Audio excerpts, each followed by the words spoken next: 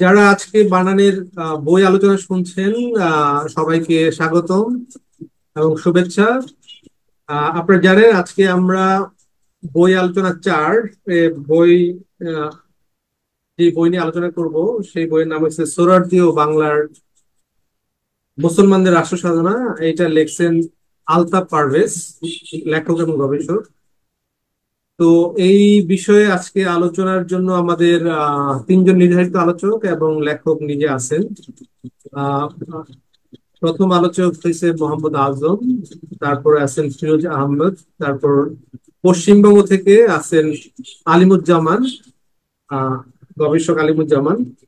তো আমরা সবকিছু ঠিক থাকলে আহ আহ, প্রথমেই আজম ভাইকে দিয়ে আমরা শুরু করবো, তারপরে আলিমুজ্জামানকে আমরা রিকোয়েস্ট করবো, তারপর ফিরোজ ভাই বলবে, এইভাবে।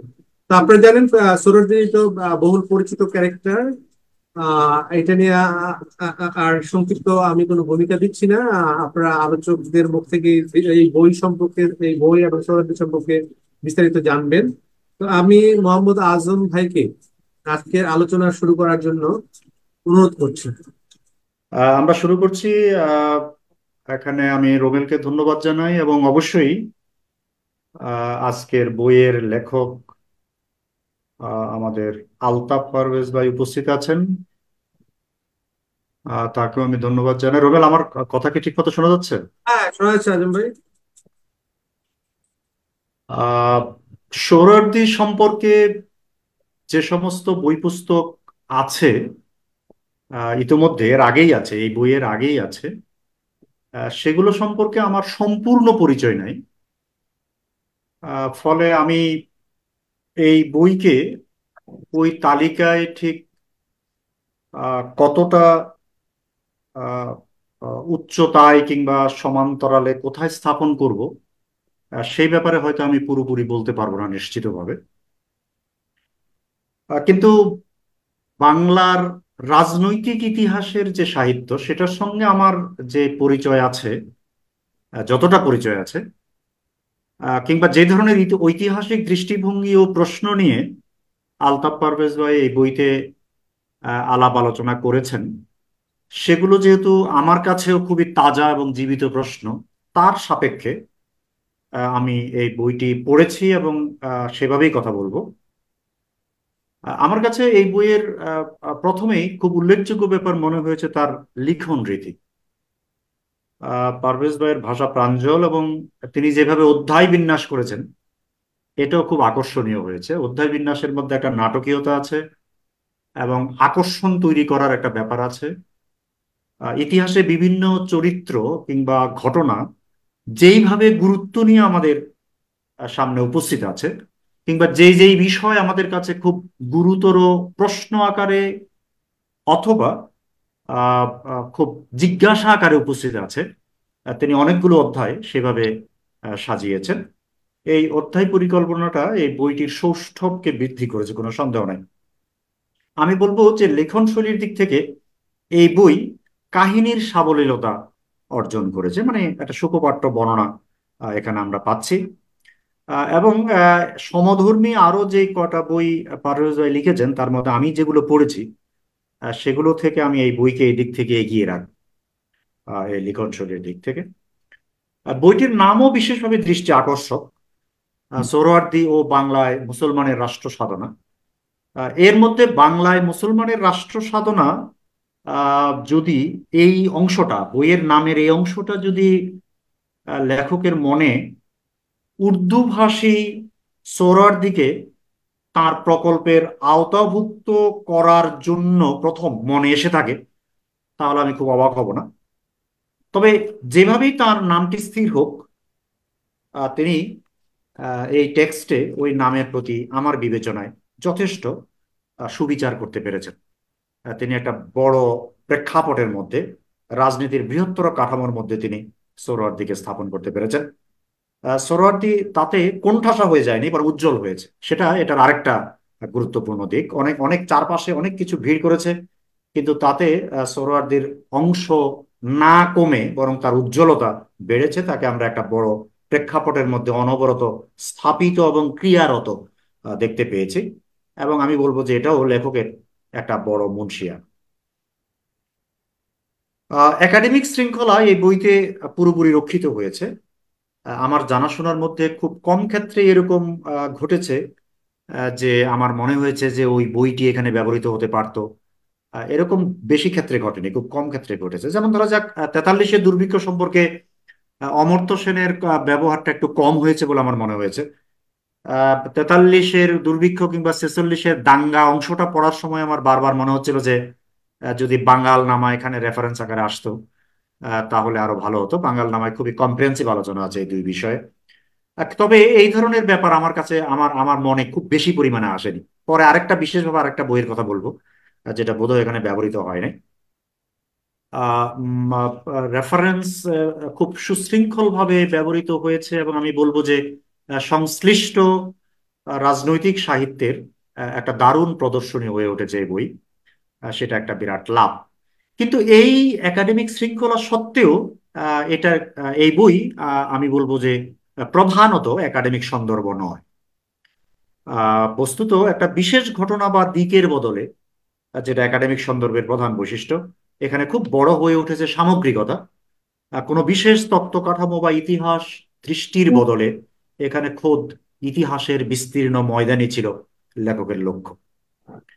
এটা আসলে খুব গোছানো এবং খুব লক্ষ্য ভেদী এক সুশৃঙ্খল বয়ান, যা ইতিহাসে দীক্ষিত নয় এমন পাঠককে ইতিহাসের দীক্ষা দিতে চেয়েছে। এটা আমার কাছে এই বইয়ের প্রধান লক্ষ্য মনে হয়েছে। বইয়ের লিখন শৈলীতে এই চাওয়াটার দেদার প্রভাব পড়েছে। যেমন এই বইতে যে টিকার যে বহুলতা, সেটার একটা কারণ হলো এই ঠিক একাডেমিক ইতিহাসে অভ্যস্ত নয় এমন পাঠক যারা সিরিয়াসলি ব্যাপারটা পড়তে চান, তাদের দাবি বা চাহিদা পূরণ করা। এটা হলো টিকার যে বহুলতা, তার একটা কারণ। একটা উদাহরণ দিই। তিনি ভারতীয় আইন পরিষদ সম্পর্কে একটা টিকা দিয়েছেন। তো যেখানে তিনি এই টিকাটা দিয়েছেন সেখানে তার আসলে 1909 সাল থেকে কি ঘটেছিল সেটা বলার দরকার ছিল না। কিন্তু তিনি 4 স্তরের পরিবর্তন খুব সুন্দর করে বর্ণনা করেছেন। ফলে একজন পাঠক যে পুরো ব্যাপারটিতে পাণ্ডিত্য রাখেন না, অথচ পুরো ব্যাপারটি বুঝে ওঠার জন্য তার এই জ্ঞানটা, এই প্রাথমিক জ্ঞানটা খুব জরুরি, সেটা তারা এখানে পেয়ে গেছে। পুরো বইতে বারবার কিন্তু এই ঘটনাটা ঘটেছে। একই কারণে পাঠক যেন বয়ানের খেই হারিয়ে না ফেলে, এই জন্য তিনি বারবার তিনি পূর্বতন বর্ণনার সূত্র ধরিয়ে দিয়েছেন কিংবা বলেছেন যে পরে তিনি এই বিষয়ে বর্ণনা করবেন, আলাদা করে একটা চ্যাপ্টার লিখবেন। এর ফলে দুটি ব্যাপার খুব স্পষ্ট হয়েছে আমার জন্য, খুব ঈর্ষণীয়। একটা হলো তিনি এই সময়ের রাষ্ট্রতন্ত্র এবং রাজনৈতিক অবস্থার ব্যাপারে তাঁর এক নিঃসংশয় দখলের পরিচয় দিয়েছেন। সর্বত্র পুরো বইটি একটা দারুণ দখল তার আছে। এবং তিনি নিজে যে বইটি লিখেছেন, যেটা আকারে মোটামুটি বড়, সেই বইটির আদ্যোপান্ত একটা সত্তার উপরে তার একটা দারুণ দখলের পরিচয় আমরা এই পুরো বইয়ের ন্যারেটিভের মধ্যে পেয়েছি। যে কোথায় কি আছে, কার সঙ্গে কি সম্পর্কিত, তিনি অনবরত পাঠককে সেটা মনে করিয়ে দিয়েছেন। এবং এই ব্যাপারে তিনি শৃঙ্খলারও পরিচয় দিয়েছেন এবং কার্পণ্যেরও কোনো পরিচয় দেননি। বইটির বইটির সার্বিক শৃঙ্খলা এবং প্রাঞ্জলতার সেটাও একটা কারণ বলে আমার মনে হয়, যে পুরো বিষয়টির উপর তার একটা দারুণ দখলের পরিচয় তিনি এতে দিতে পেরেছেন। এখন এমত অবস্থায় আমরা যদি এই বইয়ের ইতিহাস দৃষ্টি সম্পর্কে একটু আলাপে যাই, যে কি ইতিহাস দৃষ্টিতে তিনি ন্যারেটিভটা তৈরি করেছেন, সোহরাওয়ার্দীর দিকে দেখেছেন, এবং বাংলায় মুসলমানদের রাষ্ট্র সাধনার ব্যাপারটিকে তিনি কোন দৃষ্টিতে দেখেছেন, তাহলে আমি বরং বলবো যে কোনো আহ, এক রোখা কিংবা এক কাট্টা ইতিহাস দৃষ্টির বদলে আমরা এখানে কতগুলো প্রশ্ন উত্থাপিত হতে দেখি প্রধানত। এটা আসলে কতগুলো প্রশ্ন নির্ভর একটা বিবরণী। প্রশ্নগুলো অতীতের, কিন্তু বর্তমান বাংলাদেশেও এই প্রশ্নগুলো খুব তাজা। এবং এটা এই বইয়ের শক্তিমত্তা এবং গুরুত্বের আমার বিবেচনায় মূল উৎস। মানে তিনি ইতিহাসের বয়ান তৈরি করেছেন বর্তমানের প্রেক্ষাপটে দাঁড়িয়ে, বর্তমানের প্রশ্নগুলোর নানা মাত্রিক, ঠিক উত্তর দেয়া নয় কিন্তু নানা মাত্রিক বিশ্লেষণের মধ্য দিয়ে বহু রৈখিক একটা দৃষ্টিভঙ্গি উন্মোচন করা তার প্রধান লক্ষ্য ছিল, এরকম মনে হয়। কিন্তু এই যে বর্তমানময়তা, এই যে বর্তমানের পাটাতনে দাঁড়িয়ে বর্তমান প্রশ্নের উত্তর অন্বেষণ করার যে একটা বিরামহীন, একটা খুবই অনুসন্ধিৎসু এই প্রয়াস, এর ফলে আমার ধারণা যে কতগুলো সংকটও তৈরি হয়েছে পুরো বিবরণের মধ্যে, যাকে আমরা ইতিহাস দৃষ্টির দিক থেকে আমরা অ্যানাক্রোনিস্টিক বা কালাতিক্রমী দোষ বলতে পারি।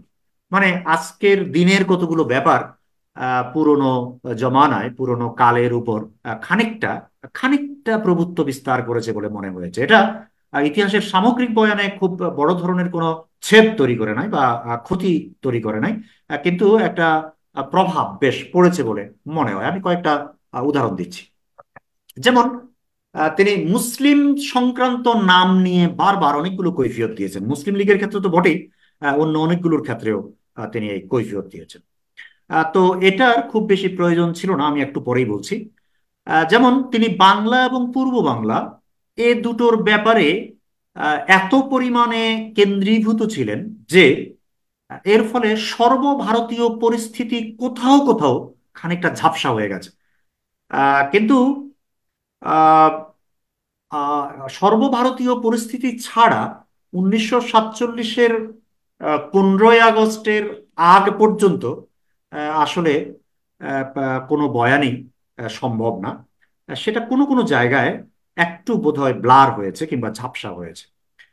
বস্তুত এটা আমাদের খেয়াল রাখা দরকার, যেটা আমরা অনেক সময় খেয়াল রাখি না, যে মুসলমানরা ভারতে সংখ্যালঘু 1/4 মতো পরিমাণে ছিল। এখনো আছে, কিন্তু তখনও ছিল। এটা সংখ্যালঘু এবং বাংলায় মুসলমানরা সংখ্যাগুরু, এই দুই বাস্তবতা অন্য কোনো আলাপ, এই আলাপ ছাড়া আসলে হতেই পারে না। তত্ত্বীয় প্রায়োগিক কোনো আলাপই হতে পারে না। এই ব্যাপারটাই আসলে পুরো রাজনীতিটা নিয়ন্ত্রণ করেছে। মুসলমানরা ভারতে সংখ্যালঘু এবং বাংলায় সংখ্যা গুরু। এবং মুসলিম লীগ সংখ্যালঘুর দল, এই ব্যাপারটা আমরা অনেক সময় বর্ণনার মধ্যে ভুলে যাই। আমার ধারণা এই ভুলে যাওয়ার প্রধান কারণ হলো যে মুসলিম লীগ এবং জিন্নাহ পুরো পরিস্থিতির উপর অনেক দূর পর্যন্ত বেশ কন্ট্রোল বা দখল তৈরি করায় আমার মনে হয় যে এই গোলমালটা তৈরি হয়েছে।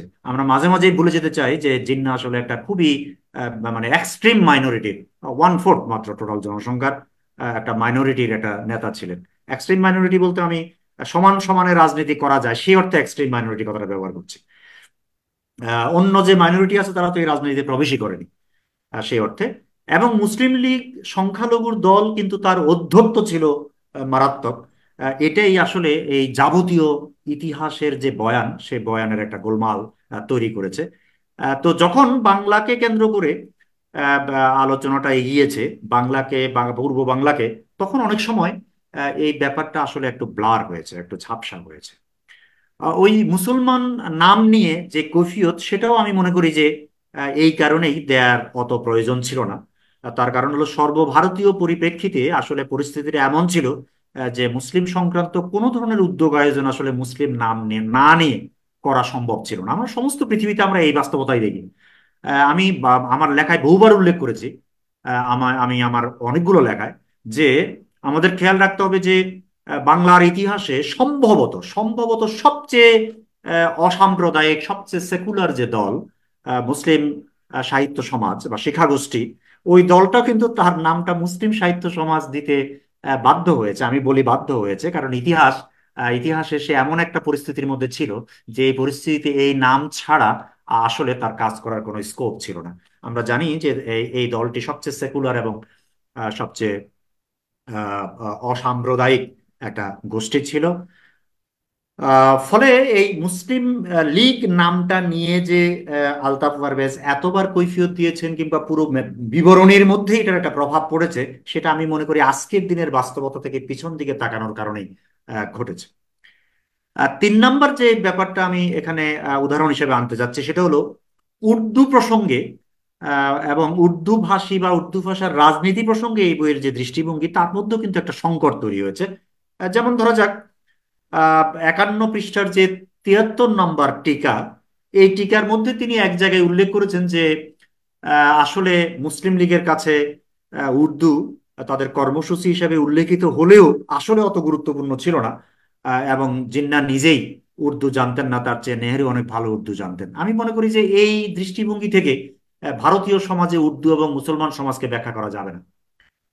বা উর্দু তার 700 বছরের ইতিহাসে ভারতীয় মুসলমানের আসলে অস্তিত্বের সঙ্গে অঙ্গাঙ্গিভাবে এখানে সম্পর্কিত, কথা এবং বলা তার যে সত্তাগত যে কোনো রাজনৈতিক পরিস্থিতির সঙ্গে অঙ্গাঙ্গিভাবে সম্পর্কিত। উর্দু ভাষার বরাতে 47-এর পরে বাংলা ভাষী পূর্ব বাংলার সঙ্গে পাকিস্তান রাষ্ট্র কাঠামো যে অযাচিত আচরণ করেছে, সেটা সাংঘাতিক রকম নিন্দনীয়। কিন্তু তার পূর্ববর্তী উর্দুর যে ইতিহাস, সেটাকে আমরা নিশ্চয়ই পরবর্তী পরবর্তী বাস্তবতা দিয়ে বিচার করব না। আলতাফ পারভেজ ভাই সেভাবে বিচার করেনও নি। কিন্তু তিনি যেই পজিশনটা দিয়েছেন ভারতীয় মুসলমানদের ক্ষেত্রে, সর্বভারতীয় মুসলমানদের ক্ষেত্রে উর্দুর পজিশনটা তার চেয়ে অনেক বেশি বলেই আমার ধারণা। 4 নাম্বার যে উদাহরণটা দেব সেটা হলো যে ব্রিটিশ বিরোধিতার একটা ব্যাপারে তিনি কংগ্রেসকে ব্রিটিশ বিরোধিতার ক্ষেত্রে যতটা মূল্য দিয়েছেন, মুসলিম লীগকে সেই পরিমাণ মূল্য দিতে চাননি। এবং বারবার উল্লেখ করেছেন যে এটা ব্রিটিশ সহযোগী একটা দল। কথাটা আসলে সত্য, কিন্তু কিন্তু এটা আসলে এইভাবে যেভাবে এই বইতে আছে সেইভাবে বলাটার কিছু বিপদ আছে বলে আমি মনে করি। আসলে এখন বলি যে পারভেজ ভাই সম্ভবত, আলতাফ পারভেজ ভাই সম্ভবত আহ, আব্দুর রাজ্জাকের পলিটিক্যাল পার্টি ইন ইন্ডিয়া বইটি সম্ভবত ব্যবহার করেননি। ব্যবহার করতেই হবে তা বলছি না, কিন্তু এই বইতে এই ব্যাপারে একটু অন্যরকম ইনসাইট আছে। আমি মনে করি যে এটা খুবই উপকারী। আমাদের খেয়াল রাখতে হবে যে ভারতীয় ইতিহাস ব্যাখ্যার ক্ষেত্রে ভারত নামক যে রাষ্ট্রটি এবং কংগ্রেস যে দলটি, এটা ন্যারেটিভের ডোমিনেশনের ক্ষেত্রে, আধিপত্যের ক্ষেত্রে ঠিক সেই পজিশনে অবস্থান করে যে পজিশনটা আসলে আমরা থার্ড ওয়ার্ল্ড পশ্চিমা ন্যারেটিভের ক্ষেত্রে আমরা ফেস করি। মোটামুটি সেই ধরনের একটা পরিস্থিতির মধ্যে আমরা বাংলাদেশের রাজনৈতিক ইতিহাস নিয়ে কাজ করতে বাধ্য হই।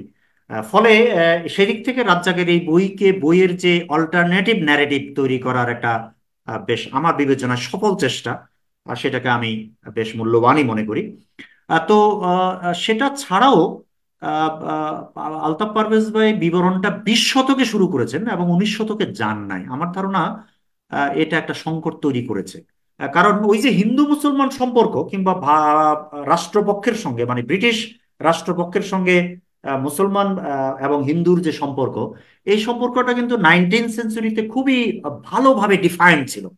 সাম্প্রদায়িকতার ব্যাপারগুলো, এগুলো এত ব্যাপকভাবে ডিফাইন্ড হয়েছে যে শুধু 20 শতকের বিবরণী দিয়ে আমরা এর পুরোটাকে আসলে আমরা বিবেচনা করতে পারবো না। আর কংগ্রেসকে যেভাবে বিবরণীতে একটা ব্রিটিশ বিরোধী দল হিসেবে উপস্থাপন করা হয়, ধরা যাক সেটাও আসলে 1920 সালে 1923 সালে ধরা যাক অতটা আহ, গুরুতরভাবে উপস্থিত ছিল বলে মনে হয় না। আমি যদি রাজ্জাকের বই থেকে একটা নথি উপস্থাপন করি, সেটা হলো এরকম যে 1920 সালে যখন অসহযোগ আন্দোলনের প্রেক্ষাপটে 1920 সালের নির্বাচন বাতিল করার কিংবা বয়কট করার একটা ডাক দিয়েছিল দলগুলো, পারভেজ ভাইয়ের বইতেও সেটার উল্লেখ আছে। কিন্তু তার ফলাফল কি হয়েছে সেটার একটা চমকপ্রদ তথ্য উপস্থাপন করেছেন রাজ্জাক। তিনি দেখিয়েছেন যে 1920 সালে আসলে কংগ্রেসের ডাকে সাড়া দিয়ে মানে হিন্দু কমিউনিটির ভোট খুব একটা বয়কট হতে দেখা যায়নি। 1923 সালে যখন বয়কট তুলে নেওয়া হয়েছে এবং কংগ্রেস যখন জোরদার এর পক্ষে প্রচারণা করেছে, তখন রাজ্জাক তার তথ্য দেখাচ্ছেন, মানে সরকারি তথ্য থেকে দেখাচ্ছেন যে সেখানে ভোটের পরিমাণ বেড়েছে খুবই সামান্য। তার মানে বয়কটের সময় আসলে লোকে খুব একটা বয়কট করেনি। সংরক্ষিত আসনগুলোতে একদম করেনি। 91% 97% ভোট পড়েছে 1920 সালে। বিপরীতে 1923 সালে মুসলমান আসনগুলোতে ভোট পড়েছে কমপক্ষে দ্বিগুণ। মানে রাজ্জাক বলছেন যে আসলে বয়কটের ব্যাপারটা মুসলিম ভোটাররা যেই পরিমাণে আমল করেছে, বা কংগ্রেসের ভোটাররা বা হিন্দু ভোটাররা আসলে মোটেই সেই পরিমাণে আমল করেনি। ফলে ব্যাপারটা আমরা সাধারণ বিবরণীতে যতটা দেখি, ব্যাপারটা হয়তো তার চেয়ে অনেক বেশি জটিল। আহ, আরেকটি বড় ব্যাপার এর ফলে ঘটেছে এই 19 শতকের ব্যাপারটা বাদ দিয়ে করার কারণে। আমি প্রসঙ্গত বলে রাখি, আমরা যেহেতু ইতিহাস নিয়ে আলাপ করছি, ফলে আমার হয়তো উল্লেখ করা অপ্রাসঙ্গিক হবে না, যে আমাদের সর্ব ভারতীয় যে আধুনিক ইতিহাস, সেটাও কিন্তু সবসময় শুরু হয় 19 শতক থেকে। এই 19 শতক থেকে শুরু করার কারণে এর আগে ব্রিটিশ আমল যে আরো 3-4 দশক ধরে ছিল, এই ব্যাপারটা পুরোপুরি বাদ পড়ে যায়, এবং এটা ইতিহাসে একটা বিরাট সংকট তৈরি করে। আর ঠিক তেমনি আমরা যদি 20 শতকের এই রাজনীতির আলাপটা আমরা যদি 19 শতককে পুরোপুরি বাদ দিয়ে করি, তাহলে একটা বড় ধরনের সংকট তৈরি হয়। এবং ধরা যাক বাংলা ভাগ নিয়ে আমাদের এখানে যে একটা হাহাকার আছে। আহ, ধরা যাক পশ্চিম বাংলায় অন্তত হিন্দু কমিউনিটিতে, এই ভদ্র হিন্দু কমিউনিটিতে আমি যাদের সঙ্গে আলাপ করেছি কিংবা যাদের বই পুস্তক পড়েছি, সেখানে এই হাহাকারটা আমি আসলে খুব একটা দেখি নাই। জয়া চ্যাটার্জির থিসিসের পরে যেখানে দেখানো হচ্ছে যে আসলে পশ্চিম বাংলার জনগোষ্ঠী, একবারে জনগোষ্ঠী কথাটাই বলবো আমি, ভদ্রলোক জনগোষ্ঠী, অন্তত অন্তত ভদ্রলোক জনগোষ্ঠী যেভাবে এটা সমর্থন করেছে, তারপরে পারভেজ ভাই এই বইতে পুরো ব্যাপারটিকে প্রধানত শ্যামা প্রসাদ মুখার্জির অন্যতম প্রধান ব্যাপার, একদম একদম একমাত্র না হলেও শ্যামা প্রসাদ মুখার্জির ব্যাপার বলে যেভাবে উপস্থাপন করেছেন, তার মধ্যে বোধহয় একটা ঐতিহাসিক কোট আনকোট অন্যায্যতা আছে আমার মনে হয়।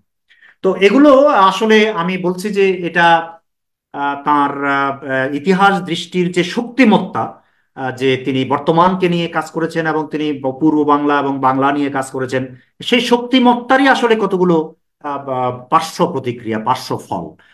আমি জানি না যে ইতিহাসের এই প্রচন্ড ন্যারেটিভের মধ্যে আমরা কোন পদ্ধতিতে এবং কখন কতদিনে আসলে এই ব্যাপারগুলো আরেকটু ন্যায্যভাবে উপস্থাপনের মতো লায়েক হয়ে উঠবো কিংবা আমাদের ভাষা তৈরি হয়ে উঠবে, সেটা আমি জানি না। আমি কথাগুলো বললাম বটে, কিন্তু আমি জানি যে এটা অত্যন্ত কঠিন কাজ। পারভেজ ভাইয়ের অনেকগুলো ব্যাপারে অত্যন্ত সতর্ক ছিলেন, কিন্তু অনেকগুলো ইতিহাসের মূল ধারার আর ন্যারেটিভের মধ্যে তিনি এই ধরনের বর্ণনা অনেক ক্ষেত্রে দিতে বাধ্য হয়েছেন।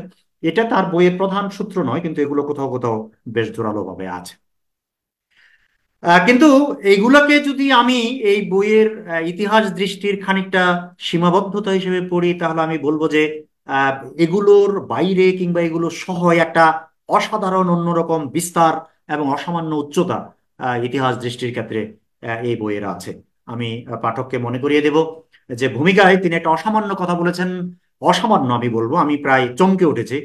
তিনি বলছেন যে আমাদের বৃহৎ শক্তির রাজনীতি যেভাবে 47-কে নিয়ন্ত্রণ করেছে, যেভাবে 71-কে নিয়ন্ত্রণ করেছে, ঠিক সেই ধরনের একটা পটভূমি তিনি সারা পৃথিবীতে দেখতে পাচ্ছেন। এবং সাউথ এশিয়ার বর্তমান বাস্তবতার মধ্যে সেটা কি কিভাবে প্রভাব ফেলবে, তার একটা বিশ্লেষণ কিংবা নীতি নির্ধারণ করা আর জন্যই তিনি আসলে পূর্বতন প্রেক্ষাপটে এই ব্যাপারগুলো আমাদেরকে কিভাবে প্রভাবিত করেছে তার একটা খতিয়ান তৈরি করতে উদ্যোগী হয়েছেন। আমার কাছে অসাধারণ মনে হয়েছে এই প্রস্তাবনা। যদিও পুরো ন্যারেটিভের মধ্যে সেই প্রস্তাবনা প্রধান ভূমিকা রাখে নাই, কিন্তু নানান সময় উল্লেখিত হয়েছে এবং সবসময় একটা সজাগ দৃষ্টি তার মধ্যে আছে। আমি আরেকটা দারুণ ইতিহাস দৃষ্টির কথা উল্লেখ করব, যেটা তিনি উপসংহারে বলেছেন। উপসংহারের পরিবর্তে যে অংশটি তিনি লিখেছেন সেখানে বলেছেন, সেখানে তিনি সাম্প্রদায়িকতা এবং সম্প্রদায়গততা নিয়ে প্রশ্ন তুলেছেন। একটা দুর্দান্ত প্রশ্ন তুলেছেন যে আমাদের এখানে যেভাবে ব্যাপারটিকে দেখা হয়, একটা সম্প্রদায় নিয়ে কাজ করা মাত্রই ব্যাপারটাকে যেভাবে সাম্প্রদায়িকতা এবং পরিত্যাজ্য হিসাবে উপস্থাপন করা হয়, সেই ব্যাপারটি যে আসলে খুবই ইতিহাস পড়ার দিক থেকে কিংবা আমাদের নানান ধরনের অ্যাসেসমেন্ট, মূল্যায়ন বা বিবেচনার দিক থেকে যে মারাত্মক ধরনের সংকট তৈরি করে, তিনি সেই আলাপও করেছেন। বোঝা যায় যে তার ইতিহাস দৃষ্টি কিংবা কোনো কোনো ক্ষেত্রে ইতিহাস তত্ত্বের একটা দারুণ বিস্তার এই বইটির মধ্যে কাজ করে গেছে। সর্বত্র ন্যারেটিভের মধ্যে সেটা প্রতিফলিত না হলেও সেই সজাগ দৃষ্টি তার বিভিন্ন জায়গায় পরিষ্কার টের পাওয়া যায়। এর মধ্য দিয়ে যে ন্যারেটিভটা তৈরি হয়েছে, সেটাকে আমি বাংলাদেশের জন্য, বাংলাদেশের বুদ্ধিভিত্তিক চর্চার জন্য একটা অসাধারণ ব্যাপার মনে করি। কারণ পূর্ব বাংলার মানুষ যে লড়াই করেছে, বাঙালি মুসলমান যে লড়াই করেছে, কিংবা বাংলার বৃহত্তর বাংলারও কোনো কোনো ক্ষেত্রে যে লড়াই সংগ্রাম, সেই লড়াই সংগ্রামের ইতিহাসের একটা দারুণ পরিক্রমা এখানে আমরা পরিষ্কার দেখতে পাই। সেই 1920-এর দশক থেকে 1936, 1946, 47, 49, 52 ইত্যাদি এবং 71 পর্যন্ত। এই যে ধারাবাহিকতা, যে ধারাবাহিকতা বাংলাদেশের বুদ্ধিবৃত্তিক চর্চার প্রধান অংশটা আসলে রাখতে পারে না, তারা কিছুতেই 47 কিংবা পাকিস্তান মুভমেন্ট এই ব্যাপারগুলোকে তার ন্যারেটিভের মধ্যে স্থান দিতে পারে না। এই মূর্খতার একটা জবাব আসলে এই বইয়ের মধ্যে তুখোড় ভাবে আছে। পুরো ব্যাপারটাকে একটা রাষ্ট্র সাধনা, রাজনৈতিক সাধনা, মুক্তির আকাঙ্ক্ষা, এই ব্যাপারটা হিসেবে দেখার আলতাফ পারভেজ ভাইয়ের দারুণ আকাঙ্ক্ষা ছিল এবং তিনি অনেক দূর পর্যন্ত এই ব্যাপারে সচেষ্ট হয়েছেন। এই কাজে আমি মনে করি যে তিনি দারুণভাবে সফল হয়েছেন, যে একটা ধারাবাহিকতা হিসেবে দেখানো যে 1920-এর দশক থেকে যে সক্রিয় রাজনীতি, তার পরিণতিতে 36, 47 হয়ে 46, 47 হয়ে 49 খুব গুরুত্বপূর্ণ। আমাদের ঢাকার বুদ্ধিবৃত্তিক সমাজের একটা বড় অংশ তো আসলে এটাই ব্যাখ্যা করতে পারে না যে 47 সাল যারা করেছে তারাই আসলে 49 সালে আওয়ামী মুসলিম লীগ করেছে, একই একই মানুষেরা করেছে এবং এটা একই লড়াই সংগ্রামের অংশ। এই একটা প্রাইমারি তথ্যকে তো সামলাতে পারে না আমাদের বুদ্ধিবৃত্তিক সমাজের একটা বড় অংশ। সেখানে আলতাফ পারভেজ এই বৃহৎ ন্যারেটিভে এই ব্যাপারটিতে অত্যন্ত সচেতন থেকে অত্যন্ত সফলভাবে সেটা করতে পেরেছেন। আর তার চেয়ে বড় কথা এবং তার চেয়ে সফলভাবে তিনি তো একজন সোহরাওয়ার্দীকে এখানে নির্মাণ করেছেনই। সোহরাওয়ার্দী আলতাফ পারভেজের এই উপস্থাপনায় একজন অসাধারণ রাষ্ট্র সাধক হিসেবে উপস্থাপিত হয়েছেন। সোহরাওয়ার্দী তার যে সীমাবদ্ধতা ছিল, তার যে বৈশিষ্ট্য ছিল, সেগুলো খুব খোলা মেলা ভাবে এই বইতে উত্থাপিত হয়েছে এবং তার যে শক্তি সাহসের জায়গা, তার যে সাধনা, তার যে ডেমোক্রেসি, গণতান্ত্রিক একটা আন্দোলনের প্রতি তার অনবরত বা নিষ্ঠাবান থাকা, এবং সবচেয়ে বড় কথা হলো তার যে অসামান্য ক্ষমতা। এটা তো একটা অসামান্য ব্যাপার যে একজন যে বা শুরুর শুরুর দিকে তিনি কিছু আনুকূল্য পেয়েছেন, পরিবারের আনুকূল্য পেয়েছেন, সমাজের আনুকূল্য পেয়েছেন এবং রাজনীতিতে তিনি সুবিধা করেছেন, কিন্তু পরবর্তীকালে তিনি যখন পূর্ব বাংলার একজন বড় চরিত্র হয়ে উঠছেন, তখন সেটা তার নিজের তৈরি করা। যখন তিনি কলকাতায় অনবরত হারছেন, জিতছেন, নিজেকে আবার তৈরি করছেন, তিনি 47-এর পরে একটা অসামান্য ভূমিকা পালন করছেন। একটা অসাধারণ ব্যাপার পারভেজ ভাই বারবার উল্লেখ করতে ভুলেন নাই যে আমরা আসলে এই ধরনের চরিত্র এই বৃহৎ ভারতের রাজনীতিতে খুব একটা দেখতে পাই না। কিন্তু এরপরে যখন আমরা দেখেছি তিনি পাকিস্তানের রাজনীতিতে, যার সঙ্গে তার পূর্ববর্তী আসলে অ্যাক্টিভ সংযোগ নাই, যেখানে তিনি পাকিস্তান বাদ দিয়ে একটা বৃহৎ বঙ্গ করার জন্য একটা খুবই আন্তরিক চেষ্টা করছেন, লম্বা বিবরণী তৈরি করছেন, বক্তৃতা দিচ্ছেন, বিবৃতি দিচ্ছেন, তার মধ্যে একজন রাষ্ট্রনায়কের দূরদৃষ্টি ফুটে উঠছে। সেই ভদ্রলোক যখন পুনরায় পাকিস্তানে গিয়ে একটা দারুণ আবহ তৈরি করছেন, তার একটা কেন্দ্রীয় চরিত্রে পরিণত হচ্ছেন এবং মাত্র 2-4 বছরের মধ্যেই তিনি পাকিস্তানের প্রাইম মিনিস্টার হচ্ছেন। এই যে তার অসামান্য ক্যাপাবিলিটি, এই ক্যাপাবিলিটি আমাদের এখানে খুবই হয় ব্যাখ্যাত হয় না কিংবা খুব খারাপ ভাবে ব্যাখ্যাত হয়, কিন্তু আলতাফ পারভেজের এই বইতে এই ক্যাপাবিলিটিটা দুর্দান্ত ভাবে একটা চরিত্র আকারে ফুটে উঠেছে। সেই ফুটে ওঠার মধ্যে পারভেজ ভাইয়ের নিরাশক্তি ছিল, কিন্তু একই সঙ্গে দারুণ সক্ষমতার সঙ্গে একটি চরিত্র রূপায়ণের, একটা বৃহৎ রাজনৈতিক প্রেক্ষাপটে একটা ব্যক্তি চরিত্র রূপায়ণের দারুণ সক্ষমতাও ছিল। ওই সক্ষমতার মধ্য দিয়ে আমরা শেষ পর্যন্ত এই বইতে এক ট্র্যাজিক চরিত্রকে পাই। তার ভাষার বর্ণনার মধ্যে, তার ঘটনা পরম্পরার মধ্যে, চারপাশের প্রতিকূলতার মধ্যে এবং একজন সৎ রাজনীতিকের চারপাশে অসততার বিস্তর ছড়াছড়ির মধ্যে আমরা এই সোহরাওয়ার্দীকে শেষ পর্যন্ত আবিষ্কার করি এক ট্র্যাজিক চরিত্র হিসেবে। পারভেজ আলম তার লেখার মুনশিয়ানার মধ্য দিয়ে, পরিকল্পনার মুনশিয়ানার মধ্য দিয়ে, নিরাসক্ত থেকেও তার যে এঙ্গেজমেন্ট, তার যে সংযোজক একটা অবস্থান, তার মধ্য দিয়ে তিনি এই কাজটা সফলভাবে তৈরি করতে পেরেছেন। আমি মনে করি যে এটা একটা অত্যন্ত জরুরি বই আমাদের জন্য। আমি মনে করি যে আমাদের রাজনৈতিক এবং বুদ্ধিভিত্তিক চর্চার কোনো কোনো জট খোলার ক্ষেত্রে, ন্যারেটিভের ক্ষেত্রে, কিছু ভাষার যোগানের ক্ষেত্রে, এবং অন্তত যারা এখনো বুঝতে চান, কোনো এক ব্যাপারে স্থির হয়ে যাননি, কিংবা নতুন প্রজন্ম যারা বুঝতেই থাকবে, তাদের জন্য এই বই খুবই গুরুত্বপূর্ণ ভূমিকা পালন করতে থাকবে। বই এমনিতেই সফল হবে। পারভেজ ভাই একজন জনপ্রিয় লেখক এবং লোকে তার লেখা পছন্দ করেন, তার বিশ্লেষণ পছন্দ করেন। আমি এই বইকে প্রয়োজনীয় বই হিসেবে আরো বেশি সফল হিসেবে দেখতে চাই। ধন্যবাদ আপনাদের সবাইকে এবং ধন্যবাদ লেখক আহ, আলতাফ পারভেজকে। অসংখ্য ধন্যবাদ আজম ভাই। চমৎকার শুরু করছেন আমার এই বই নিয়ে। তার শক্তির জায়গা এবং কিছু দুর্বলতার জায়গাও আজম ভাই দেখাইছেন। আহ এইবার আমরা চলে যেতে চাই দ্বিতীয় আলোচক লেখক এবং রাজনীতিবিদ ফিরোজ আহমেদ। তো প্রথমে বানানকে এবং রোমেলকে ধন্যবাদ জানাই এরকম একটা আয়োজন করার জন্য, একটা এবং এটা নিয়মিতভাবে তারা করে যাচ্ছেন। এটা বেশ আনন্দের ব্যাপার এবং উৎসাহ জাগা নিয়ে ব্যাপার। এবং এটা আসলে যেটাকে বলা যায় যে উম, আমাকে আমরা যে বইগুলো নিয়ে আলোচনার ইয়েটা বিজ্ঞাপনগুলো দেখতে পাচ্ছি বানানের পাতায়, তো সেটা থেকেও বোঝা যায় যে আহ একটা বুদ্ধিবৃত্তিক পরিমণ্ডল তৈরি করতে হয়তো এই ধরনের উদ্যোগগুলো বেশ ভালোই কাজে আসবে। তো একটু আগে আজমের আলোচনা শুনলাম এবং বরাবরের মতোই আজম আমাদের মুগ্ধ করেছেন। তো আহ, আহ, আহ, আজমের প্রশংসার পরে এই বই নিয়ে প্রশংসার জায়গা খুব বেশি বাকি থাকে না, এবং সাহিত্যের শিক্ষক, ফলে তার সাথে প্রতিযোগিতা যাওয়া ঠিক হবে না বোধহয়।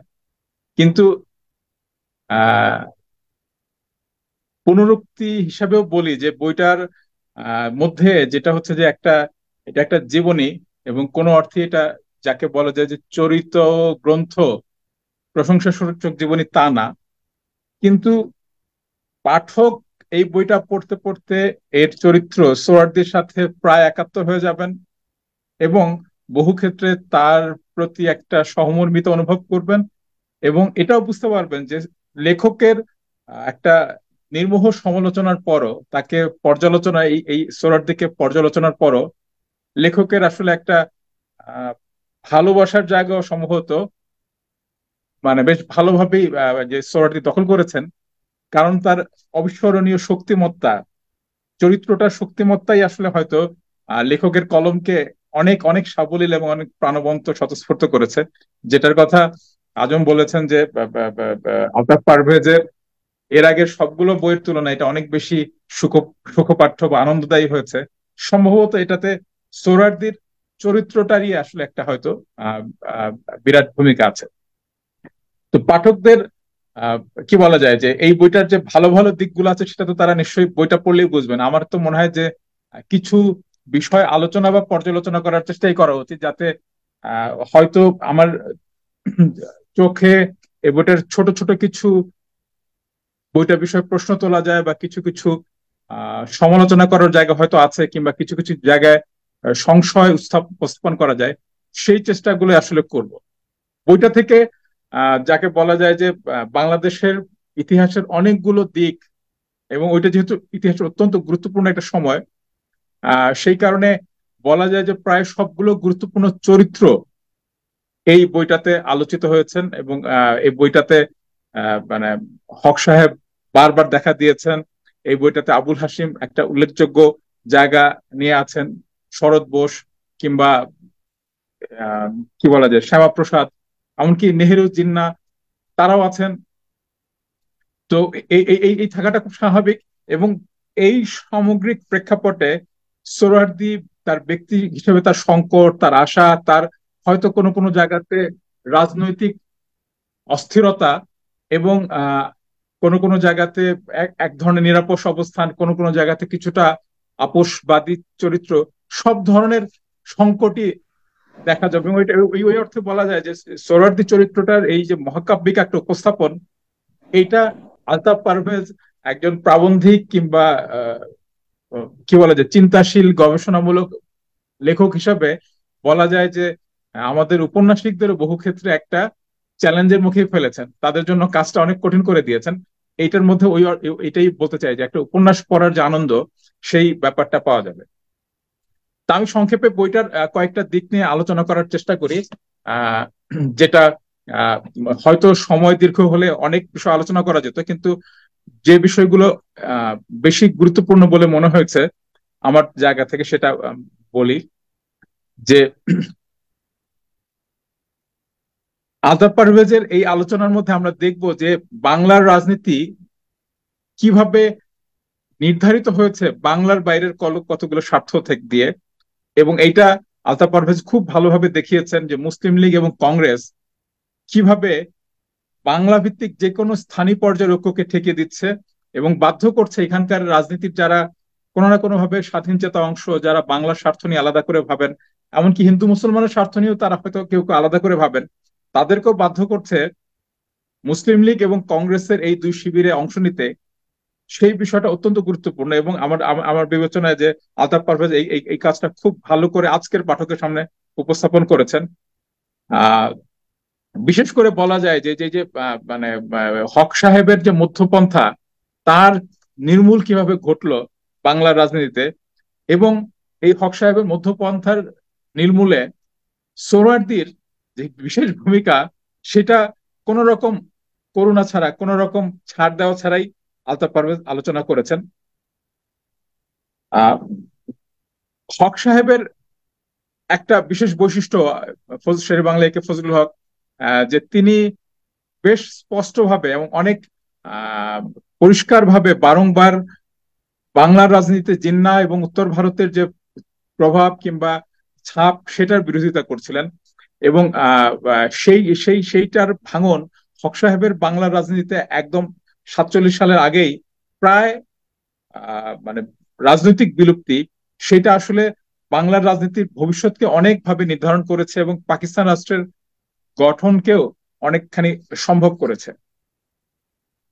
এই বইটাতে আলতাফ পারভেজ যে দুর্ভিক্ষ বিষয়ে যে আলোচনাটা করেছেন, যেটা আজম হয়তো খুব সঠিকভাবে বলেছেন যে তিনি আরো অনেক মানে রাজনৈতিক অর্থনৈতিক সাহিত্যের আশ্রয় নিতে পারতেন, সেগুলো রেফারেন্স গুলো ব্যবহার করতে পারতেন। কিন্তু তারপরও তার যেটা লক্ষ্য ছিল যে সোহরাওয়ার্দীর বিষয়ে একটা অন্যতম যে বড় অভিযোগ যে তিনি এই দুর্ভিক্ষটার জন্য দায়ী ছিলেন, সেটার দায় আসলে প্রধানত যে তার না, এবং সেটা অনেকগুলো কাঠামোগত অব্যবস্থাপনা এবং প্রধানত ব্রিটিশদের যে যুদ্ধ কৌশল তার ফল, সেটা তিনি সন্দেহাতীত ভাবেই প্রতিষ্ঠা করেছেন। তেভাগা আন্দোলন নিয়েও এখানে আলতাফ পারভেজের যে আলোচনা, সেই আলোচনাটা কিন্তু খুবই কৌতূহল জায়গায়, যে আহ এবং এবং এবং একটু আগে যেটা আজম বললেন সেই আলোচনার সূত্র ধরে আমি বলি যে এই রকম কিছু জায়গাতে পারভেজ ভাই হয়তো আরো কিছু কাজের সাহায্য নিতে পারতেন, যেমন বাংলার এখন আমার আমি নেটই আমি লাগে না, এই বিষয়ে টান লাগে না। হ্যালো, আচ্ছা, আমার মনে হয় যে যারা রোমেল যদি বলছেন, মিউট করে দেন বাকিদের তাহলে। হ্যাঁ, আপনি এখন আনমিউট করে শুরু করেন, ফিরোজ ভাই আনমিউট করেন। আচ্ছা, সরি আজিম ভাই, আমারটা ভুলে ভুলে চলে গেছিল কথা। এখন হ্যাঁ, ঠিক আনমিউট আছে করে। ঠিক আছে ঠিক আছে, এখন অফ করো। হ্যাঁ, ফিরোজ ফিরোজ ভাই শুরু করেন। আহ, আমি কি প্রসঙ্গে যেন বলছি, আচ্ছা, যেটা হচ্ছে যে এই বিষয়ে আমি আমার মনে হয় না যে সম্ভাব্য সবগুলো বিশ্লেষণ বা মূল্যায়নকে পারভেজ ভাই ভাই তার বিবেচনায় নিয়েছেন। যেমন ফজলুল হকের উত্থানটা কিভাবে সম্ভব হলো, এবং ওই সময়টাতে যে রাজনৈতিক পাটাতনটা নির্মিত হচ্ছিল, বিশেষ করে 1870-80 পর থেকে ক্রমাগত জমিদারি আয় কমা, বাংলা একটা জোতদার শ্রেণীর আবির্ভাব, এবং মানে মানে যেটাকে বলা যায় যে আমরা ট্রাডিশনাল রাজনীতিতে যেভাবে আহ জমিদারদের ক্ষমতা দেখি, সেই ক্ষমতার মধ্যে আসলে নতুন করে যে একটা জোতদার শ্রেণী এবং মহাজন শ্রেণীর আবির্ভাব ঘটছিল, সেই বিষয়ে আরো অনেক কাজ আছে, এবং সেগুলোকে বিবেচনায় নিলে ফজলুল হকের যে রাজনৈতিক ভূমিকা, পূর্ববঙ্গে যে রাজনৈতিক শক্তিগুলো বিকশিত হচ্ছিল, সেটাকে হয়তো আরো ভালো করে বোঝা যেত। এবং আমি খুব বিস্মিত হয়েছিলাম যে এই যে জয় চ্যাটার্জির যে বাংলা ভাগ হলো, বেঙ্গল ডিভাইডেড এর যে অনুবাদটা আমি পড়েছিলাম, সেখানটাতে এই বিষয়ে কিন্তু অজস্র রেফারেন্স, এবং সেই কাজ আমার মনে হয়েছে যে মানে বাংলা বিষয়ক কত রকম কাজ যে আমাদের বিবেচনায় নেওয়ার আছে, ওই ওইখানকার যে তথ্যসূত্রগুলো, সেটা থেকে বোঝা যায় যে একটা বড় অংশের সাহিত্য হয়তো আমাদের পক্ষে, আমাদের গবেষকদের হয় সময়ের চাপ কিংবা অন্যান্য নানান সংকটের কারণে, হয়তো বহু ক্ষেত্রে গবেষণা সহকারী না থাকার কারণেও আমরা আরো বহু ধরনের মাল মশলাকে আমাদের নিজেদের বিবেচনার মধ্যে নিতে পারি না। কিন্তু তেভাগা আন্দোলন কিংবা তার আগের যে ফজলুল হকের যে কৃষক প্রজা পার্টির উত্থান, সেই উত্থানের যে একটা আর্থ রাজনৈতিক প্রেক্ষাপট, সেটা আমার ধারণা যে আরো অনেক দিক থেকে মূল্যায়ন বা বিশ্লেষণের ইয়ে রাখে। আলতাফ পারভেজ ভাইয়ের একটা বিষয় আমার কাছে একটু অস্বস্তি লেগেছে, আমি এটা ভুল শুদ্ধ কিনা আমি জানি না, আমি বলবো যে একটু অস্বস্তি লেগেছে যে আলতাফ ভাই যেভাবে অমুসলমান অবাঙালি এবং বাঙালি চিহ্নিত করছেন, সেটা আসলে আমার কাছে মনে হয়েছে যে এটা নিয়ে একটু প্রশ্ন তোলার অবকাশ থাকে। ঢাকার নবাব পরিবার কি আসলে অবাঙালি? তারা যদি উর্দু ভাষায় কথা বলেও থাকে, কারণ হচ্ছে বাঙালি আশরাফ সম্প্রদায় বলতে যে জিনিসটাকে বোঝা যায়, যেটাকে পারভেজ ভাই বারবার কুলীন সম্প্রদায় বলেছেন, কুলীন সম্প্রদায় কথাটার একটা সমস্যা হচ্ছে এটা উনি বহু জায়গাতে এটা এলিটের অর্থে কুলীন করেছেন। পলিটিক্যাল এলিট বলতে আসলে যেটাকে বলা হচ্ছে যে সামরিক বাহিনীও তো পলিটিক্যাল এলিটের অংশ। সে আমলাতন্ত্র এলিটের অংশ, সে যদি চাষার ছেলে হয়ে থাকে।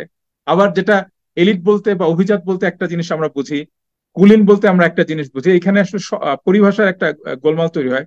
কিন্তু যেটা বলা উচিত যে সোহরাওয়ার্দী কিংবা নাজিম উদ্দিন তারা যদি বাংলাভাষী না হয়ে থাকে, তাদের এই এলাকার, তাদের রাজনৈতিক ভবিষ্যৎ আসলে এই এলাকার মাটিতে এমন ভাবে প্রথিত ছিল যে সবসময় শুধু আসলে ভাষা দিয়ে ওই অর্থে যে জাতীয়তা নির্ধারণ করা যায় না। এবং আমার মনে পড়ছে এই প্রসঙ্গে একজন উর্দু ভাষী বাঙালি কবির কথা বলতে পারি, তার নাম ছিল খালিদ বাঙালি।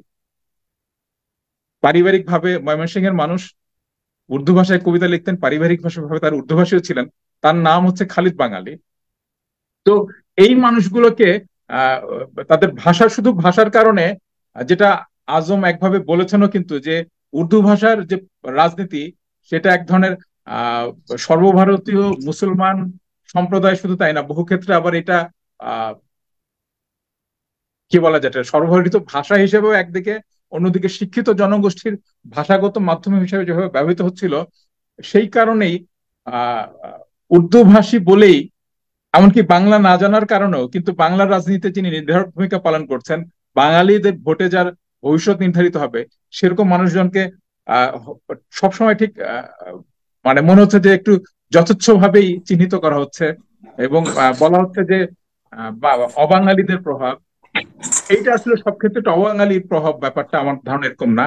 পৃথিবীর অনেক দেশে এইভাবে দেখা যাচ্ছে যে ওই সমাজের অভিজাত সম্প্রদায় নানান ঐতিহাসিক কারণে, বাংলাদেশের বেলায় বাঙালি মুসলমানের বেলায় যেটা আশরাফ সম্প্রদায়, তারা ভিন্ন ভাষা ভাষী হন। কখনো কখনো তারা ওই অঞ্চলের ভাষাটাকে গ্রহণ করেন, কখনো কখনো এটা একটা সময় নেয়, এবং এটার মধ্যে দিয়ে নানান রাজনৈতিক স্বার্থের বহিঃপ্রকাশও ঘটে। কিন্তু সর্বদা এটাকে আসলে অবাঙালি কিংবা বাঙালি হিসেবে বিবেচনা করার, এটা সম্ভবত করা না। আরেকটা বিষয় গুরুত্বপূর্ণ, যেটা হচ্ছে, যেটার কথা আজম বলেছেন, আমিও এটা বিশেষভাবে গুরুত্ব দিয়ে আলোচনা করতে চাই, যে সাম্প্রদায়িকতা, সাম্প্রদায়িক স্বার্থ কিংবা সাম্প্রদায়িক বোধ, এইটা আসলে একটা আহ, মানে মানে মানে জটিল প্রশ্ন। এবং এইটা আমার ধারণা যে পারভেজ ভাই এইখানে যে অধ্যায়টাতে আলোচনাটা করেছেন, সেটা যে কারো নজর কাড়বে, এবং উনি একটা সংবেদনই তৈরি করতে সক্ষম হয়েছেন এই এই প্রশ্নটাতে, যে আহ কোনো একটা সম্প্রদায় যখন কোনোভাবে বঞ্চিত থাকে কিংবা একটা বৈষম্যের বোধের মধ্যে থাকে, তখন তার স্বার্থ নিয়ে আলাপ করা, তার স্বার্থগুলোকে বিশেষভাবে উত্থাপন করা, সেটা কতখানি ক্ষতিকর কিংবা সেটা কতখানি যৌক্তিক, সেটা অত্যন্ত গুরুত্বপূর্ণ প্রশ্ন। এবং এই ক্ষেত্রে যেটা বলা যায় যে একটা একটা একটা পরিচিত উদাহরণই ব্যবহার করতে পারি, যে সওগাত সম্পাদক মোহাম্মদ নাসির উদ্দিন, তার সাথে তিনি তার স্মৃতিচারণে নজরুলের কথা বলছিলেন, কবি নজরুলের কথা, যে নজরুলকে তিনি বলার চেষ্টা করছেন যে আপনি বাংলা, বাংলার মুসলমানদের প্রধান কবি, কিন্তু আপনি, আপনার কবিতার মুসলমান সমাজ অনুপস্থিত কেন? তো কাজী নজরুল ইসলাম তাকে উত্তর দিচ্ছেন যে সাম্প্রদায়িকতার ভিত্তিতে তো কবিতা হয় না, সাহিত্যকে ওটা দুর্বল করে ফেলে। আমি কথাটাকে নিজের মতো করে বলছি, যে ঠিক উদ্ধৃত করছি না, কারণ হচ্ছে যে সামনে বইটা নাই। তো সওগাত সম্পাদক নাসিরুদ্দিন তখন তাকে আবার বললেন যে কিন্তু এরা তো জনগোষ্ঠীর অর্ধেকাংশ, তাদের যে আচার আচরণ, তাদের যে কথা, তাদের যে সম্পর্ক, তাদের যে আহ ধর্মাচার, সেইটা যদি বাতিল পড়ে তাহলে তো বাঙালির অর্ধেক বাতিল হয়। তো সংস্কৃতির যে উপস্থাপন না হওয়াটা রাজনীতিতেও একইভাবেই যেটা আলোচিত হওয়া উচিত, যে ওই রাজনীতিতে সেটা উপস্থাপিত হচ্ছে কিনা, এবং সেই উপস্থাপনের দাবিটাকে করাটাকে কেন সাম্প্রদায়িকতা বলা হবে। এইটা আসলে আলতাফ পারভেজ ভাই খুব যথাযথভাবে চিহ্নিত করেছেন, যে আমাদের এখানকার একটা বড় অংশের ইতিহাস আলোচনার একটা সংকট। এবং এইটাতে কোনো নাই যে আমরা মোটা দাগে মোটা দাগে এখনো পর্যন্ত যেটা জানি, বেশিরভাগ ক্ষেত্রে আমরা নিজেরা এটা পড়ে বড় হয়েছি, যে মুসলিম লীগ পাকিস্তান তৈরি করেছে, মুসলিম লীগ ভারত ভেঙেছে, মুসলিম লীগ বাংলা ভেঙেছে, এবং এই ইতিহাসে একটা বড় অংশ অনালোচিত থেকে যায়, যে সোহরাওয়ার্দী এবং শরৎ বোস কিভাবে বাংলাকে এক রাখার চেষ্টা করেছেন। এই অসম্ভব একটা মহাকাব্যিক একটা চেষ্টা যেটা ব্যর্থ হয়েছিল, সেইটা কিন্তু আলোচনার বাইরে বাইরে বাইরে থেকে যায় এখানকার মূলধারার ইয়ের আলোচনা। বিশেষ করে বলা যায় যে জয় চট্টোপাধ্যায়ের বাংলা ভাগ হলো, এইটা সম্ভবত এই আলোচনাটাকে প্রথম একটা বড় ধরনের আলোর নিচে আনলো, যে না, ইতিহাসের এই ব্যাখ্যার মধ্যে একটা বিরাট ভুল আছে। মধ্যবিত্ত মুসলমান এবং মধ্যবিত্ত হিন্দু সম্প্রদায়ের যে স্বার্থের উত্থান, তার প্রেক্ষিতে এই ভারত কিংবা বাংলা ভাগের ঘটনাগুলো যে ঘটলো, এবং এইটাতে কি বলা যায় যে কি বলে, মুসলিম লীগ কোনো একক ভূমিকা রাখে নাই, এবং বহু ক্ষেত্রে তার ভূমিকা আসলে প্রতিক্রিয়া মধ্যেই ছিল, সেই আলোচনাগুলো কিন্তু বহু ক্ষেত্রে থাকে না। আবার অন্যদিকে মুসলমানদের সাহিত্যিকদের বা লেখকদের আলোচনার মধ্যেও যে ব্রিটিশদের সাথে স্বার্থের সম্পর্কটা রেখে যে তারা এই স্বার্থ আদায় করার চেষ্টা করেছিলেন, সেই আলোচনার অনুপস্থিত থাকে। ফলে দুই দিক থেকে হয়তো একটা সাম্প্রদায়িক ইতিহাস রচনার চেষ্টা থাকে। কিন্তু আমার ধারণা যে যেটা আলতাফ পারভেজ ভাই ঠিকঠাক মতোই বলেছেন, যে বড় অংশের সাহিত্যের মধ্যে, বড় অংশের ইতিহাস আলোচনার মধ্যে এবং জনপ্রিয় ধারণায়, বিশেষ করে সাহিত্যে, এখনো ওই ধারণাটাই প্রবল যে যেখানে জিন্নাহ কিংবা যেখানে নেহেরু কিংবা কংগ্রেসকে দায় মুক্তি দেওয়া হয়, হিন্দু মহাসভার নামই আসলে এখানকার বেশিরভাগ মানুষ জানে না। কারণ হচ্ছে যে এই আলোচনার ইয়ের মধ্যে এক ইতিহাস বা সাহিত্যিকদের একটা বড় অংশ সেটাকে উজ্জ্বল রাখেন। ফলাফল হচ্ছে যে ইতিহাসের ওই অংশটাতে তাদের ভূমিকাটা প্রায় অনালোচিত থেকে যায়। তো মানে সম্ভবত এই আলোচনা প্রথম জয়া চ্যাটার্জি করেছেন, কিন্তু না, জয়া চ্যাটার্জি প্রথম করেনি, কিন্তু তার আলোচনাটা অত্যন্ত জনপ্রিয় হয়েছে। কিন্তু পারভেজ ভাই আমার মনে হয় যে কোনো কোনো জায়গাতে সরলীকরণ কিংবা অতিরিক্ত সাধারণীকরণ করেছেন, যেখানে তিনি দাবি করেছেন যে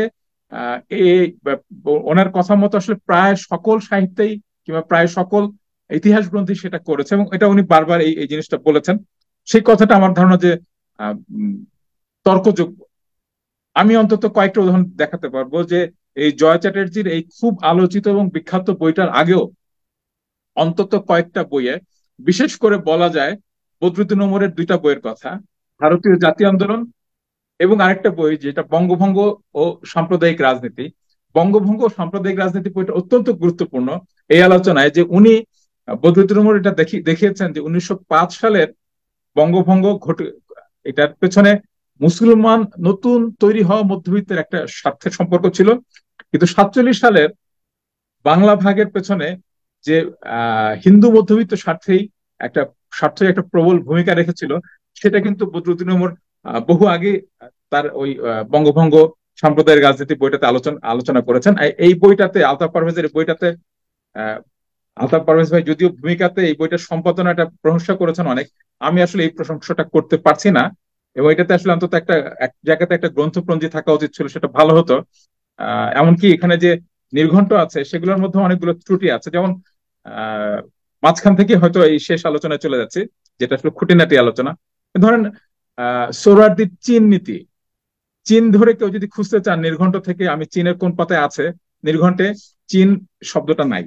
অনেকগুলো দেশের নাম আছে কিন্তু চীন নাই, এবং এরকম আরো অনেকগুলো গুরুত্বপূর্ণ মানুষ যাদেরকে আমি পরে আর খুঁজে পাচ্ছি না, কারণ বইটার কোন জায়গায় তারা কোন দাগনের মধ্যে আছে তাদের সেটা আমি খুঁজে পাচ্ছি না, কারণ নির্ঘণ্টে তারা অনুপস্থিত। বানান ভুল কিংবা অন্য ভুলগুলো কিছু আছে, সেটা বাংলাদেশের প্রেক্ষাপটে প্রকাশকদের পক্ষে আসলে এই রকম ইয়ে করাটা খুব মুশকিল। অন্তত 3টা বা 4টা প্রুফ দেখানো দরকার পড়ে, এটা আমাদের দেশে কোনো প্রকাশকই সম্পূর্ণ নির্ভুল একটা বই বের করতে পারবেন না। কিন্তু এইটাতে কোনো কোনো জায়গাতে এটা আসলে বাক্যের ভুল তৈরি করেছে বা অর্থের ভুল তৈরি করেছে। আমি পারভেজ ভাই চাইলে আমি আসলে সেগুলো একটা তালিকা তৈরি করে তাকে দিতে পারবো, যাতে মানে আমার পড়তে গিয়ে যেগুলো তৈরি হচ্ছে অন্তত সেগুলো তো দেওয়াই যাবে, যেটা আসলে যাতে পরের সংস্করণে এবং আমি আশা করবো যে বইটা দ্রুতই অন্য সংস্করণ তৈরি হবে যেটাতে ইয়ে করা যাবে। কিন্তু আমি যেটা বলছিলাম সেটা হচ্ছে যে পারভেজ ভাই যেখানে দাবি করছেন যে পার্টিজান সাহিত্য হিসেবে কোন কোনটাকে উল্লেখ করছেন বা মোটা দাগে বলছেন, কিন্তু ভিন্ন আলোচনাগুলো যেখানে আছে সেই রাজনৈতিক সাহিত্য কিংবা সেই ইতিহাস সেগুলোর কথা প্রসঙ্গক্রমে উল্লেখ করা দরকার, যাতে এর আগে এই আলোচনাগুলা অন্য দিক থেকেও কারা কারা করেছেন, কারা একা মুসলিম লীগকে দোষী সাব্যস্ত করেনি, সকলের দায়টাকে বোঝার চেষ্টা করেছেন, সেটা ভালো হতো। তো সেইটা আসলে একটা দুর্বলতা হিসেবে থাকলো। এরপর হচ্ছে যে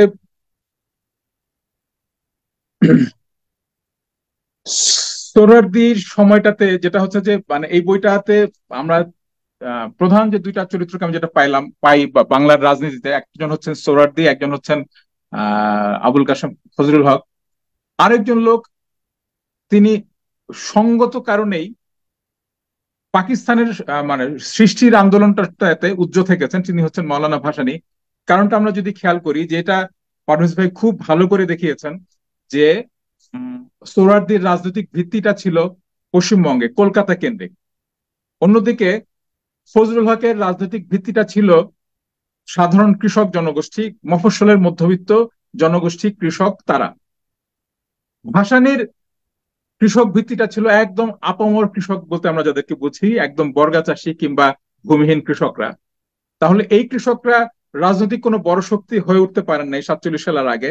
ফলে মৌলানা ভাসানী আসামে একজন গুরুত্বপূর্ণ নেতা ছিলেন মুসলিম লীগের। তার আগে তিনি অনেকবার কংগ্রেস অংশগ্রহণ করেছেন এবং সেই উল্লেখগুলো খুব গুরুত্বপূর্ণ হতে পারতো, যে তিনি যদিও 47-এর আগে সর্বভারতীয় রাজনীতিতে আলোচিত, অত বড় আলোচিত লোক না, কিন্তু এখনকার আলোচনায় আমরা বুঝতে পারি যে যতবার তাকে কংগ্রেস ত্যাগ করতে হচ্ছে বা ভাসানীর বিরুদ্ধে জমিদাররা লাঠিয়াল পাঠাচ্ছেন, তাকে নানান জায়গায় তার প্রবেশ নিষিদ্ধ করছেন, এইটাও কিন্তু একটা দিক যে তিনি যেভাবে আলোচনা করেছেন, ফজলুল হক কংগ্রেস ছাড়তে ব্যর্থ হচ্ছেন, সোহরাওয়ার্দী কংগ্রেস ছাড়তে বাধ্য হচ্ছেন, আরো বড় শ্রেণীগত কারণে মৌলানা ভাসানী যে কংগ্রেস ছাড়তে বাধ্য হচ্ছেন, সেটা আসলে আমার ধারণা যে প্রাসঙ্গিক ভাবেই ওই ইতিহাসের আলোচনাটা এখানে দাবি করে, যেটা এখানে কিছুটা অনুপস্থিত।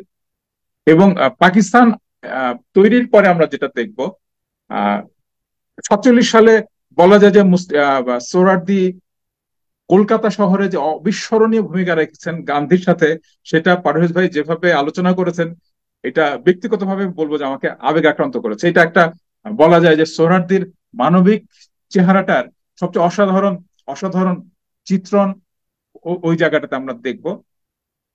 কিন্তু এর পরেকার সময়টাতে পাকিস্তানে যেটা আজম বলেছেন যে ব্যক্তিগতভাবে সোহরাওয়ার্দীর কারিশমার কথা, যে কিভাবে সোহরাওয়ার্দী প্রায় শূন্য দশা থেকে পাকিস্তানের প্রধান নেতায় পরিণত হচ্ছেন, সেটা মানে মানে মানে তিনি অভিভূত। আমার কাছে কিন্তু আবার একটা ওটার উল্টো কিংবা একটা হয়তো একটা বিকল্প ব্যাখ্যাও থাকতে পারে বলে মনে হচ্ছে। আমরা একটা জিনিস খেয়াল করার চেষ্টা করি, যে এই বিষয়ে আসলে একটা আরেকটা অন্য একটা তথ্যসূত্রের কথা বলি, এটা যদি পারভেজ ভাই একটু ব্যবহার করতেন, এখানে হয়তো অনেকগুলো গুরুত্বপূর্ণ মানে ডকুমেন্ট তিনি পেতেন, যেটা আসলে বহু ক্ষেত্রে তার বয়ানকে আরো শক্তিশালী করবে কিংবা রেফারেন্স হিসেবে সেটা গুরুত্বপূর্ণ। কারণ সেটা হচ্ছে ব্রিটিশ শাসক গোষ্ঠীর নিজেদের দলিল, মানে বাংলার ছোট লাট যাকে বলা হতো, ছোট লাটরা বড় লাটের কাছে যে চিঠিগুলো পাঠাতেন, সেগুলো একটা সংকলন, Bengal politics documents of the Raj, 3 খণ্ডে প্রকাশিত। এটা হচ্ছে এনায়েতুর রহিম আর জয়েস এল রহিম তাদের সেইখানে কিন্তু বারবার এই চরিত্রগুলো এসছে এবং সোহরাওয়ার্দী অনেকবার এসছেন। অন্য বহু গুরুত্বপূর্ণ রাজনীতিবিদের চাইতে সোহরাওয়ার্দীর উল্লেখ সঙ্গত কারণে সেখানে বেশি। কলকাতায় যেখানটাতে পারভেজ ভাই বলছেন যে সোহরাওয়ার্দী নিঃস্ব হয়ে যাচ্ছেন দেশভাগের পরে, কারণ তার ভিত্তি কলকাতা, কিন্তু মুসলমানদের বড় অংশ তো পূর্ববঙ্গ। ফলে প্রথমবারের মতো বলা যায় যে নাজিমুদ্দিনের কাছে তার রাজনৈতিক পরাজয় ঘটছে সোহরাওয়ার্দীর। কিন্তু বাংলার ছোট লাট ওই সময়টাতে বড় লাটের কাছে লিখছেন যে তিনি মনে করতেছেন, এটা একটা একদম শেষ ডকুমেন্ট, ওই 12ই আগস্ট 1947 সালে তিনি যেটা পাঠাচ্ছেন লর্ড মাউন্টব্যাটেনের কাছে,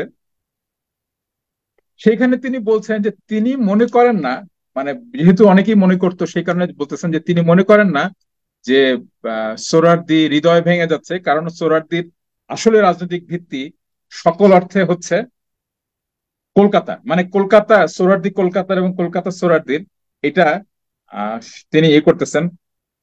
তো এবং এই যে শরৎ বোসের সাথে তার যে খায় খাতির ফ্লার্ট করার অর্থে বলতেছেন তো সেটা বলতেছে যে ওনার বক্তব্য যে যারা ফুল ব্লাডেড পাকিস্তানি তাদের হৃদয় থেকে সোহরাওয়ার্দীকে মুছে দিচ্ছে, এবং উনি এটা মনে করেন না যে সোহরাওয়ার্দী পার্সোনালি হার্ট ব্রোকেন কারণ তাকে পূর্ব পাকিস্তান প্রত্যাখ্যান করেছে, কারণ তিনি হচ্ছেন যে আসলে কলকাতার ফ্লেশ পোলে আসলে একভাবে ভেরি ওয়েডেড। তো এই যে কলকাতায় তার যে একদম রক্ত মাংসে মানে নিমজ্জন, সেটার কারণে সোহরাওয়ার্দীর যে ব্যক্তিগত আবেগ বা অনুভূতি সেটা যেমন পারভেজ ভাইয়ের এসে, তার পরের অধ্যায়ে যখন আবার পাকিস্তানের প্রধানমন্ত্রী হিসাবে বা পাকিস্তানের প্রধানমন্ত্রী হওয়ার সংগ্রামে বা পাকিস্তানের ঐক্য রক্ষার সংগ্রামে সোহরাওয়ার্দীকে আমরা দেখি, আমাদের একটা জিনিস মনে রাখা দরকার যে জিন্নাহর রাজনৈতিক সাফল্য যে সোহরাওয়ার্দীর তৈরি করা সেটা পারভেজ ভাই দেখিয়েছেন, এবং এটা মানুষের মধ্যে আজকে একটা প্রশ্ন জাগতে বাধ্য যে কেন সোহরাওয়ার্দী, যিনি জিন্নাহকে প্রায় কার্যত স্থাপন করেছেন বাংলায়, তিনি কেন বহু ক্ষেত্রে স্বাধীনভাবে ভূমিকা নেননি, যেটা নেওয়াটা হয়তো বা তার পক্ষে সম্ভব ছিল। কিন্তু জিন্নাহ কিন্তু সোহরাওয়ার্দীকে প্রায় ছুঁড়ে মেলেছেন এবং আস্থা করে নিক্ষেপ করেছেন। সোহরাওয়ার্দীর চিন্তার মধ্যে তিনি যে পূর্ব বাংলাকে ফজলুল হক বা অন্যদের জন্য ছেড়ে দিয়ে তিনি পাকিস্তানের প্রধান হতে যাচ্ছেন, বাংলার রাজনৈতিক শক্তি বুঝতে আমার ধারণা যে সোহরাওয়ার্দী ব্যর্থ হয়েছিলেন, এবং সোহরাওয়ার্দী তার পুরো শক্তিটা পশ্চিম পাকিস্তানের যে পাঞ্জাব কিংবা সিন্ধু এখানকার যে অভিজাত শ্রেণী, এখানকার যে রাজনীতিবিদ, তাদের উপরে অনেক বেশি ভরসা করেছেন, কারণ তার চোখ পাকিস্তানের প্রধানমন্ত্রিত্বের দিকে, এবং তিনি কি বলা যায় যে অনেকভাবেই এই রাষ্ট্রটার ঐক্যের চেষ্টাটা করেছেন। এবং সেই প্রসঙ্গে আমি বলবো যে পারভেজ ভাই আরো একটা বই যদি ব্যবহার করতেন সেটা আসলে কাজের হতো। এটা আমি ওই আজমের থেকে সাহস পেয়েই বলছি যে যে ধরনের বইগুলো আমাদের হাতের কাছে আছে এবং যেটা তথ্যের আকর হিসাবে গুরুত্বপূর্ণ, যেমন ওই যে ডকুমেন্টস অফ দ্য রাজ, যেমন আসলে এক ধরনের প্রথম একটা লোক লিখছেন, ফলে ওইটা আকর গ্রন্থ, ওইটা নিয়ে কাঁচা মাল বলা যায়। আব্দুল হক তার যে লেখকের রোজ নাম চায় 1953 থেকে 93, সেই বইটার মধ্যেও কিন্তু এই বিষয়গুলো নিয়ে অত্যন্ত সূক্ষ্ম পর্যালোচনা আছে। এবং আমরা দেখবো সোহরাওয়ার্দীর ইন্তেকাল নিয়ে যেমন বলছেন তিনি যে সোহরাওয়ার্দী ছিলেন তার পূর্ব পাকিস্তানি ভক্ত দল এবং পশ্চিম পাকিস্তানের মধ্যে সেতু বন্ধন স্বরূপ। এটা সোহরাওয়ার্দীর ইন্তেকাল 6 ডিসেম্বর 1963-তে লিখছেন সোহরাওয়ার্দীর ইন্তেকাল উপলক্ষে। তার মৃত্যুতে সে বন্ধন শিথিল হয়ে গেল, তার মৃত্যু নিখিল পাকিস্তানি অনুভবের উপর একটা আঘাত স্বরূপ। এটা আব্দুল হক লিখছেন ওই 63 সালে। আমরা দেখব যে এই যে নিখিল পাকিস্তানি অনুভব একজন মানুষ বোধ করছেন যে সেটার উপরে একটা আঘাত আসছে, কারণ সোহরাওয়ার্দী একটা ব্যক্তি মাত্র আসলে বন্ধন। পারভেজ ভাই এক জায়গাতে বলেছেন যে 3টা জিনিস পাকিস্তানকে বেঁধে রেখেছিল, সোহরাওয়ার্দী, উর্দু ভাষা, আর হচ্ছে গিয়ে পাকিস্তান এয়ারলাইন্স, এই 3টা জিনিস। বা সোহরাওয়ার্দী যাওয়াতে এটা 2টা হয়ে গেল, বাকি 2টার সক্ষম না। প্রশ্ন জাগবে যে পারভেজ ভাই লেখা পড়লে মনে হয় সোহরাওয়ার্দী বেঁচে থাকলে বোধহয় পাকিস্তান অটুট থাকতো, এইটা কিন্তু আমার কাছে মনে হয় না। এবং আব্দুল হকের এই আলোচনার মধ্যে আমরা দেখবো আব্দুল হক আরেকটা দিনের এন্ট্রিতে যেটা বলছেন যে মানে সোহরাওয়ার্দী বেঁচে থাকতে থাকতেই আমার যেটা পারভেজ ভাই হয়তো আরেকজন মানুষ যিনি পাকিস্তানে কম আলোচিত ছিলেন তার ব্যাপারে তিনি অতটা গুরুত্ব দেন নাই, কিন্তু তিনি আসলে পাকিস্তান আমলের আলোচনাতেও আসলে পারভেজ ভাইয়ের এইখানে আসেন নাই। কিন্তু 6 মে 1958, এইটার শিরোনাম হচ্ছে আসসালামু আলাইকুম। আব্দুল হক বলছেন যে পূর্ব পাকিস্তানের বর্তমান আর্থিক সংকট ও দুর্ভিক্ষ পরিস্থিতি সম্বন্ধে আলোচনা উপলক্ষে মাওলানা আব্দুল হামিদ খান ভাসানী সাহেব বলেন, কেন্দ্রীয় সরকার যদি পূর্ব পাকিস্তানের প্রতি সুবিচার না করেন তবে পূর্ব পাকিস্তানিরা পশ্চিম পাকিস্তানকে আসসালামু আলাইকুম জানাবে। এরূপ কথা না বলা সত্ত্বেও লোকে কথাটা তার উপর চাপিয়ে দিয়েছিল, কিন্তু এখন দেশের যেরূপ অবস্থা তার প্রতিকার না করা হলে পূর্ব পাকিস্তানের 4 কোটি লোক যদি পশ্চিম পাকিস্তানকে আসসালামু আলাইকুম বলে তবে তিনিও তাদের সঙ্গে যোগ দেবেন। পাকিস্তানের ভাঙনের ইশারাগুলো সোহরাওয়ার্দী বেঁচে থাকতে থাকতে খুব পরিষ্কার ছিল, এইটা আমার ধারণা। এবং এই যে এই ভাঙনের ইশারাগুলোকে পারভেজ ভাই আমি জানি না কেন তার আলোচনায় আসলে সম্ভবত কম গুরুত্ব দিয়েছেন। তো এই আলোচনার আমি আসলে শেষ করি, কারণ এটা আসলে অনেক দীর্ঘ হয়ে যাবে। আরেকটা পয়েন্ট বলি, যেটা হচ্ছে যে বদরুদ্দীন উমর প্রসঙ্গে তার একটা উল্লেখ আমার ধারণা যেটা হচ্ছে বদরুদ্দুল উমরকে আসলে কিছুটা সংকুচিত করেছে। আলোচনাটা আমি আগে করে ফেলেছি, তারপরে বলি যে যেখানে তিনি বলেছেন যে বদরুদ্দুল উমরকে তিনি একবার মাত্র উদ্ধৃত করেছেন বা সম্ভবত একবারই উদ্ধৃত করেছেন, সেই জায়গাটাতে এমনকি সাম্প্রদায়িকতা প্রশ্নে বাংলাদেশের সবচেয়ে আলোচিত গ্রন্থের লেখক বদরুদ্দুল উমরও এক জায়গায় লিখেছেন, সাম্প্রদায়িকতা হলো রাজনীতিতে ধর্মকে ব্যবহারের একটি বিশেষ রূপ। এই একটা বাক্য দিয়ে আসলে বদরুদ্দুল উমরের সাম্প্রদায়িকতা আলোচনাটাকে বোঝা যাবে না। আহ বদরুদ্দুল উমরের সাম্প্রদায়িকতা আলোচনায় আমার ধারণা যে কিছু ত্রুটি আছে, সেই ত্রুটিটা এখন আমরা একভাবে দেখতে পাবো যে তার তত্ত্ব অনুযায়ী ভারত এবং ভারত না বাংলাদেশে সাম্প্রদায়িকতার রাজনৈতিক ভিত্তির অবসান ঘটেছে, যেটা আসলে কার্যত আমরা দেখছি না। মানে শুধুমাত্র অর্থনৈতিক কারণে সাম্প্রদায়িকতা থাকে না। কিন্তু আহ এইটাও ঠিক যে পারভেজ ভাই যেভাবে এক বাক্যে তাকে বোঝানোর চেষ্টা করেছেন রাজনীতিকে ধর্মের ব্যবহারের একটা বিশেষ রূপ, এইটুকু দিয়ে আসলে বদরুদ্দুল উমরের সাম্প্রদায়িকতার আলোচনাটাকে সম্ভবত যাবে না, বোঝা যাবে না, এবং এটা আসলে একভাবে অবিচার করা হবে।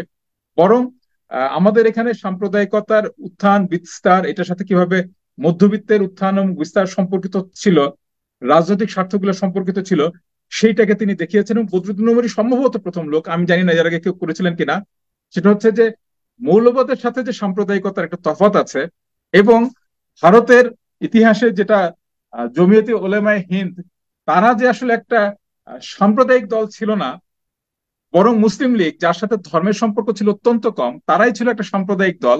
এই বিষয়টা কিন্তু বদরুদ্দুল উমরই প্রধান দেখেছেন, এবং হিন্দুদের ক্ষেত্রেও তিনি এটা দেখিয়েছেন যে হিন্দু মধ্যবিত্তের স্বার্থের প্রতিনিধিত্বই হিন্দু সাম্প্রদায়িক দলগুলো করেছিল। তো ফলে আমার আমার মনে হয় যে পারভেজ ভাইয়ের এই বিষয়ক আলোচনাটাকে হয় বিস্তারিত ব্যাখ্যা করার, কিংবা ভবিষ্যতে সংস্করণে সেটাকে ব্যাখ্যা করার কিংবা সংশোধন করার সুযোগ আছে। বইটা মানে মানে মানে আমি বলবো যে আমার আমার নিজেরও আসলে সোহরাওয়ার্দীকে নিয়ে আমার মনে হচ্ছে যে আমি হয়তো অনেক বইয়ের মধ্যে সোহরাওয়ার্দী নানান কথাবার্তা বা উদ্ধৃতি পড়েছি, কিন্তু এই বইটা আমাকে আকৃষ্ট করেছে সোহরাওয়ার্দী বিষয়ে আরো পড়ার জন্য, আরো জানার জন্য। পারভেজ ভাইয়ের জন্য অবশ্যই ধন্যবাদ পাবেন। এবং এই যে সোহরাওয়ার্দীর জীবনের যে বেদনা শেষ যে অংশটা, যেখানে এটা একটা অসাধারণ উদ্ধৃতি পড়লাম যে একটা কর্মময় জীবনে এত নিঃসঙ্গতা কেন। তো এই নিঃসঙ্গতা সম্ভবত মানে পাকিস্তানে যে মিলিটারি ক্ষমতা দখল করতে পারলো, রাজনীতিবিদদের নাই করে দিতে পারলো, সম্ভবত সোহরাওয়ার্দীরা যেভাবে পরস্পরকে ধ্বংস করেছেন এবং স্থানীয় রাজনীতিকে ধ্বংস করেছেন একটা কেন্দ্রীয় স্বার্থের ইয়ে করার জন্য, যেটাকে আজম কিছুক্ষণ আগে বলেছেন, হয়তো বা আমি যদি ভুল না বুঝি, যে তার একটা বিস্ময়কর নতুন করে উত্থান, পুনরুত্থান বলা যেতে পারে। তো আসলে এটা ছিল কি বলা যায় যে মানে একটা পাকিস্তানের যে আমলাতান্ত্রিক রাষ্ট্র, যে আসলে পুরোপুরি সামরিক শাসনে তখনও যেতে পারছিল না, তার তখনো একটা বেসামরিক চেহারা প্রয়োজন, কিন্তু এটা ধীরে ধীরে আকৃতি পাচ্ছিল সেখানে সামরিক বেসামরিক আমলাতান্ত্রিক রাষ্ট্রটার। সেখানে সোহরাওয়ার্দী আসলে খানিকটা ব্যবহৃত হয়েছেন। কিছুটা তার ব্যক্তিগত কারিশমা এবং অসম্ভব ক্ষমতা তো ছিলই, সেটার একটা গুরুত্ব ছিল, কিন্তু কার্যত ইতিহাসে ব্যক্তি ওটুকুর চেয়ে বেশি ভূমিকা রাখতে পারে না। তাকে একটা নিঃসঙ্গ জীবনী যাপন করতে হলো তার শেষ ইয়েটাতে। পাকিস্তানের রাজনীতি প্রায় নিষিদ্ধ হলো, রাজনীতিবিদদের প্রায় নিষিদ্ধ হলেন, এবং দেশটাও একটা ধ্বংসের জায়গায় গেল। এইটাতে সোহরাওয়ার্দীর ব্যক্তিগত ভূমিকা এবং ওই সময়টাতে পাকিস্তানের রাজনীতির বিকল্পতের উত্থান, সেইটা আসলে পারভেজ ভাই আলোচনা করেননি বলে আমার ধারণা, এবং এটা বা আরো বিস্তারিতভাবে আলোচনা হতে পারতো। কিন্তু মানে মানে আমি বলবো যে আমাদের সাম্প্রতিক সময় অন্যতম সফল একটা বই, যেটা আহ করার জন্য, যেটা পারভেজ ভাই প্রশংসা, যেটা বলতে হয় যে আমার ধারণা যে আমাদের সময়ের সবচেয়ে পরিশ্রমী গবেষক, নিরলস এবং মানে তার এক ধরনের সাধনা বলা যায়, যে বইটার নাম দিয়েছেন যে বাংলায় মুসলমানের রাষ্ট্র সাধনা। পারভেজ ভাইয়ের যে এই যে ইতিহাস সাধনা, জ্ঞান সাধনা, যে কতটা পরিশ্রম, কতটা কষ্ট এবং ইয়ে নিয়ে তিনি করেন, এটা আমরা যারা কিছুটা জানি তারা এটা বুঝি। এবং আমার যেটা ভালো লাগে যে পারভেজ ভাই আসলে আহ বয়সের সাথে সাথে ফুরিয়ে যান নাই, বরং পারভেজ ভাই বয়সের সাথে সাথে আমাদেরকে নতুন নতুন অনেক কিছু দিচ্ছেন। তার লেখা কলামের জন্য আমি অপেক্ষা করি, তার বইয়ের জন্য অপেক্ষা করি। এবং পারভেজ ভাইকে ধন্যবাদ, শুভেচ্ছা, ভালোবাসা। আহ এবং যারা শুনলেন তাদের সবাইকেও ধন্যবাদ জানিয়ে আমি আমার আলোচনা শেষ করছি। অনেক ধন্যবাদ ফিরোজ ভাই। আমরা প্রায় আপনার 40 মিনিট টানা শুনলাম মুগ্ধ হয়ে। তো আপনি ঠিকই বলছেন, পারভেজ ভাই বয়সের সাথে সাথে ফুরায় যায় নাই, ফুটে উঠতেছে আরো। আচ্ছা, এবার আমরা আহ আলিমুজ্জামান ভাই, যিনি কলকাতা, সরি, হ্যাঁ, পশ্চিমবঙ্গ থেকে জয়েন করছেন, ওনার কথা শুনবো। আমি যতদূর জানি পারভেজ ভাই ওনাকে অনেক আগে বই পাঠাইছিলেন, কিন্তু কোনো কারণে এয়ারপোর্টে এটা আটকে থাকার কারণে উনি বইটা পান নাই। সুতরাং হয়তো উনি বইটা পড়তে পারে নাই, তো সেইটার জন্য আমাদের কাকে দোষ দিব আমি জানি না। তো আলিমুজ্জামান ভাই, আপনার আলোচনা যদি শুরু করেন। হ্যাঁ, হ্যাঁ, আমি খুব দুঃখিত এবং গর্ব করিনি বা বইটা দেখিনি, তার সত্ত্বেও আলোচনায় অংশগ্রহণ করার জন্য আমন্ত্রণ জানিয়েছেন। শুনতে পাচ্ছেন তো আমার কথা? হ্যালো, এক- একটু কম, হ্যালো, মানে শুনতে একটু পাচ্ছেন? ভলিউমটা কম। ও, হ্যাঁ, শুনতে পাচ্ছি, বলেন। আচ্ছা। আমি প্রথমে আপনাদের ধন্যবাদ জানাই যে আমি, বললেন আপনি, এটা সত্যি কথা, আমাকে বইটা পাঠিয়েছিলেন কিন্তু বইটা আমার হাতে আসেনি। যাই হোক, কিছুটা সীমাবদ্ধতার কারণে বইটা আমার কাছে নামটার জন্য নেই। জানা আমি সব পারবো আহ সেটা নয়, এখান থেকে অন্তত কিছুটা আমার সীমাবদ্ধতা আছে। সেই দিক থেকে আমি কিছু কথা বলবো। আমি এই বইটা নিয়ে আলোচনার জন্য খুব আগ্রহী ছিলাম।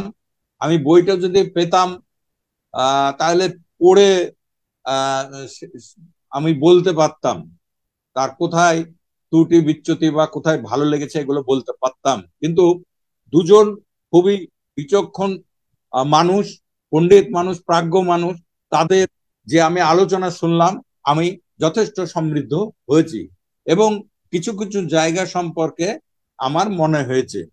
আমি আলতাফ ভাইয়ের জুলফিকার আলী ভুট্টোর ওই বইটা আমাকে পাঠিয়েছিলেন, খুব সহজে আমার কাছে এসে পৌঁছেছিল। আগে আমি বলি, আমি মুর্শিদাবাদের বহরমপুর থেকে বলছি, মুর্শিদাবাদের বহরমপুরে। তো এইখানে আমাকে বইটা পাঠিয়েছিলেন, সেই বই আমি পড়েছি, ভালো লেগেছে এবং আশা করেছিলাম এই বইটা আমি পাবো এবং পড়ে আমি সমৃদ্ধ হব। আমার একটা বই আছে, সেটা আহ সেটার নাম হচ্ছে হোসেন শহীদ সোহরাওয়ার্দী পরিবার ঐতিহ্য। সরি, আলিমুজ্জামান ভাই, আপনার কথা শোনা শোনা যাচ্ছে না,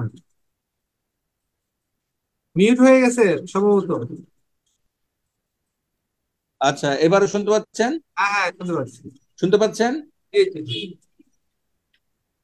আচ্ছা, আমার একটা বই আছে, সোহরাওয়ার্দী পরিবার ঐতিহ্য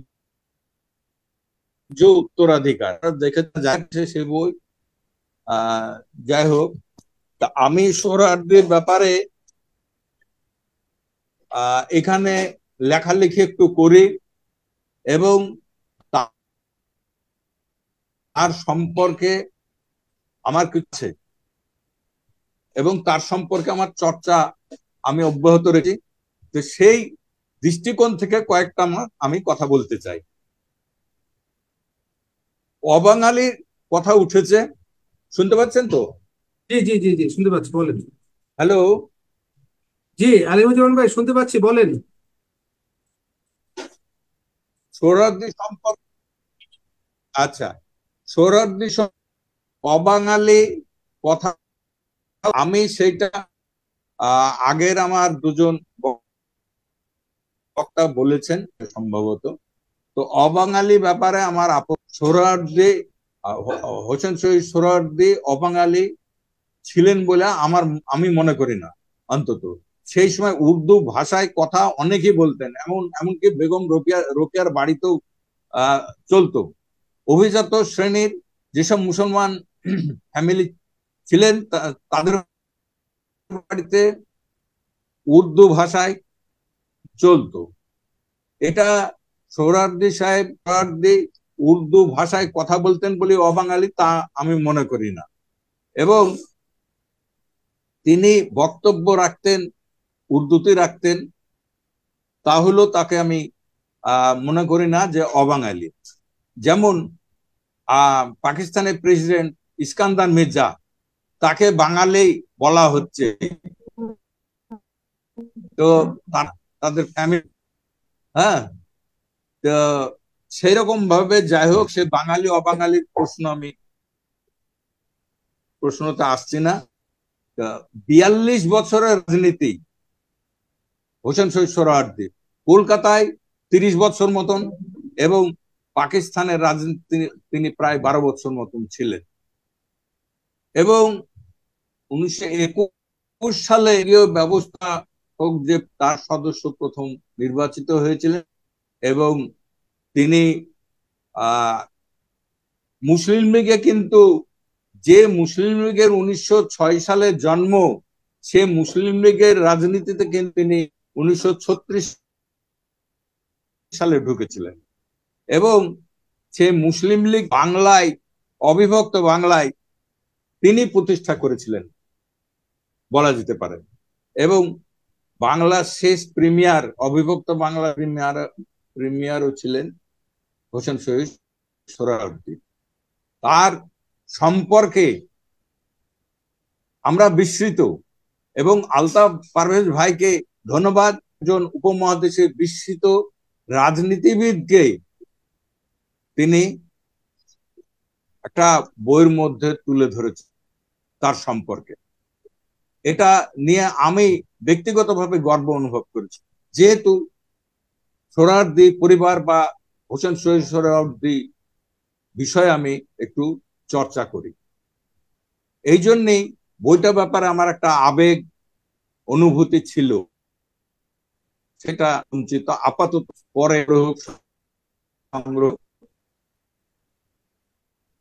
এখানে মহাত্মা গান্ধীর, আগে আমি বলি যে বাংলার, অবিভক্ত বাংলাকে যে রাখা, স্বাধীনতার পর 47-এর পর যে আমাদের ভারত বিভক্তি হলো, তাতে তিনি সর্বতভাবে চেষ্টা করেছিলেন বাংলাকে রক্ষা করা। এটাও বাঙালির জাতীয়তাবাদের কথা আমি বলতে পারি, এবং বাঙালির জাতীয়তাবাদের নেতা আমি এখানে তাকে বলতে পারি। সেখানে তিনি ব্যর্থ হয়েছিলেন, এবং দুর্ভাগ্য, জিন্নাহ তাকে পছন্দ করেননি, যার ফলে খাজা নাজিমুদ্দিন পূর্ব পাকিস্তানের বা বাংলার, তখনকার পূর্ব বাংলার মুখ্যমন্ত্রী হয়েছিলেন। তিনি এদেশের যে মুসলমান, পিছিয়ে পড়া মুসলমান সম্প্রদায়কে রক্ষা করার জন্য কলকাতা থেকে গেছিলেন। তিনি প্রথম থেকেই কিন্তু প্রথমে কংগ্রেসী রাজনীতিতে ছিলেন আমরা জানি, এবং চিত্তরঞ্জন দাস যখন বেরিয়ে আসলেন কংগ্রেস থেকে, স্বরাজ পার্টি করলেন, তাতে কিন্তু তিনি যোগ দিলেন। বাঙালি অবাঙালির একটা ব্যাপার ছিল, যেটা পরিষ্কারভাবে না বললেও বোঝাই যায়। এ পর্যন্ত তার ধারাবাহিকতা আমরা লক্ষ্য করি। তো সেদিক থেকে কিন্তু সেই কারণেই কলকাতায় বসে রাজনীতি করেছেন, যদিও কেন্দ্রীয় নেতৃত্ব দেওয়ার ক্ষমতা তার যথেষ্ট ছিল, এবং শেষ পর্যন্ত আমরা দেখেছি কলকাতা তিনি ত্যাগ করেছেন নানা কারণে, নানা অসুবিধার জন্য, এবং শেষ পর্যন্ত তিনি সিদ্ধান্তই নিয়ে নিয়েছিলেন যে পশ্চিমবাংলায় থেকে যাবে। তার কলকাতাতেই, আগে আমি উল্লেখ করেছি 30 বছরের রাজনীতি, এই কলকাতাকে ছেড়ে তিনি কোনো ক্রমে যেতে চাননি, কিন্তু নানা কারণে যেতে বাধ্য হয়েছিলেন। মহাত্মা গান্ধীর সঙ্গে তিনি যে শান্তি মিশন, খুবই উল্লেখযোগ্য এটা ব্যাপার বা বিষয় হোসেন শহীদ সোহরাওয়ার্দীর ক্ষেত্রে, যে মহাত্মা গান্ধীর সঙ্গে তিনি তার শান্তি মিশনে ছিলেন। যখন মহাত্মা গান্ধী নিহত হলেন, তখন তিনি দেখলেন যে এখানে তার পক্ষে থাকা অসুবিধা আছে। তার নিজস্ব বাড়িও ছিল না। 40 থিয়েটার যে রোডের যে বাড়ি, সে বাড়িটা কিন্তু ভাড়া বাড়ি ছিল। সেখান থেকে তিনি পূর্ব বাংলায় তো যেতে পারলেন না। সেখানে বাধা সৃষ্টি করলো বিভিন্ন রাজনৈতিক ব্যক্তিত্বরা, যার ফলে তিনি পাকিস্তানে, পশ্চিম পাকিস্তানে করাচিতে চলে গেলেন এবং সেখানে রাজনীতি করলেন। এটা ব্যাপারে আপনারা ভালো জানেন যে তার যে রাজনীতি, সেখানে তিনি দেখলেন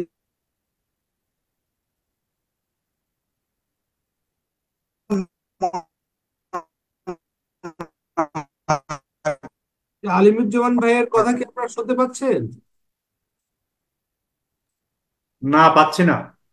সম্ভবত নেটওয়ার্কের কোনো যে ডিস্টার্ব হচ্ছে। আলিমুজ্জামান ভাইয়ের কথা শোনা যাচ্ছে না।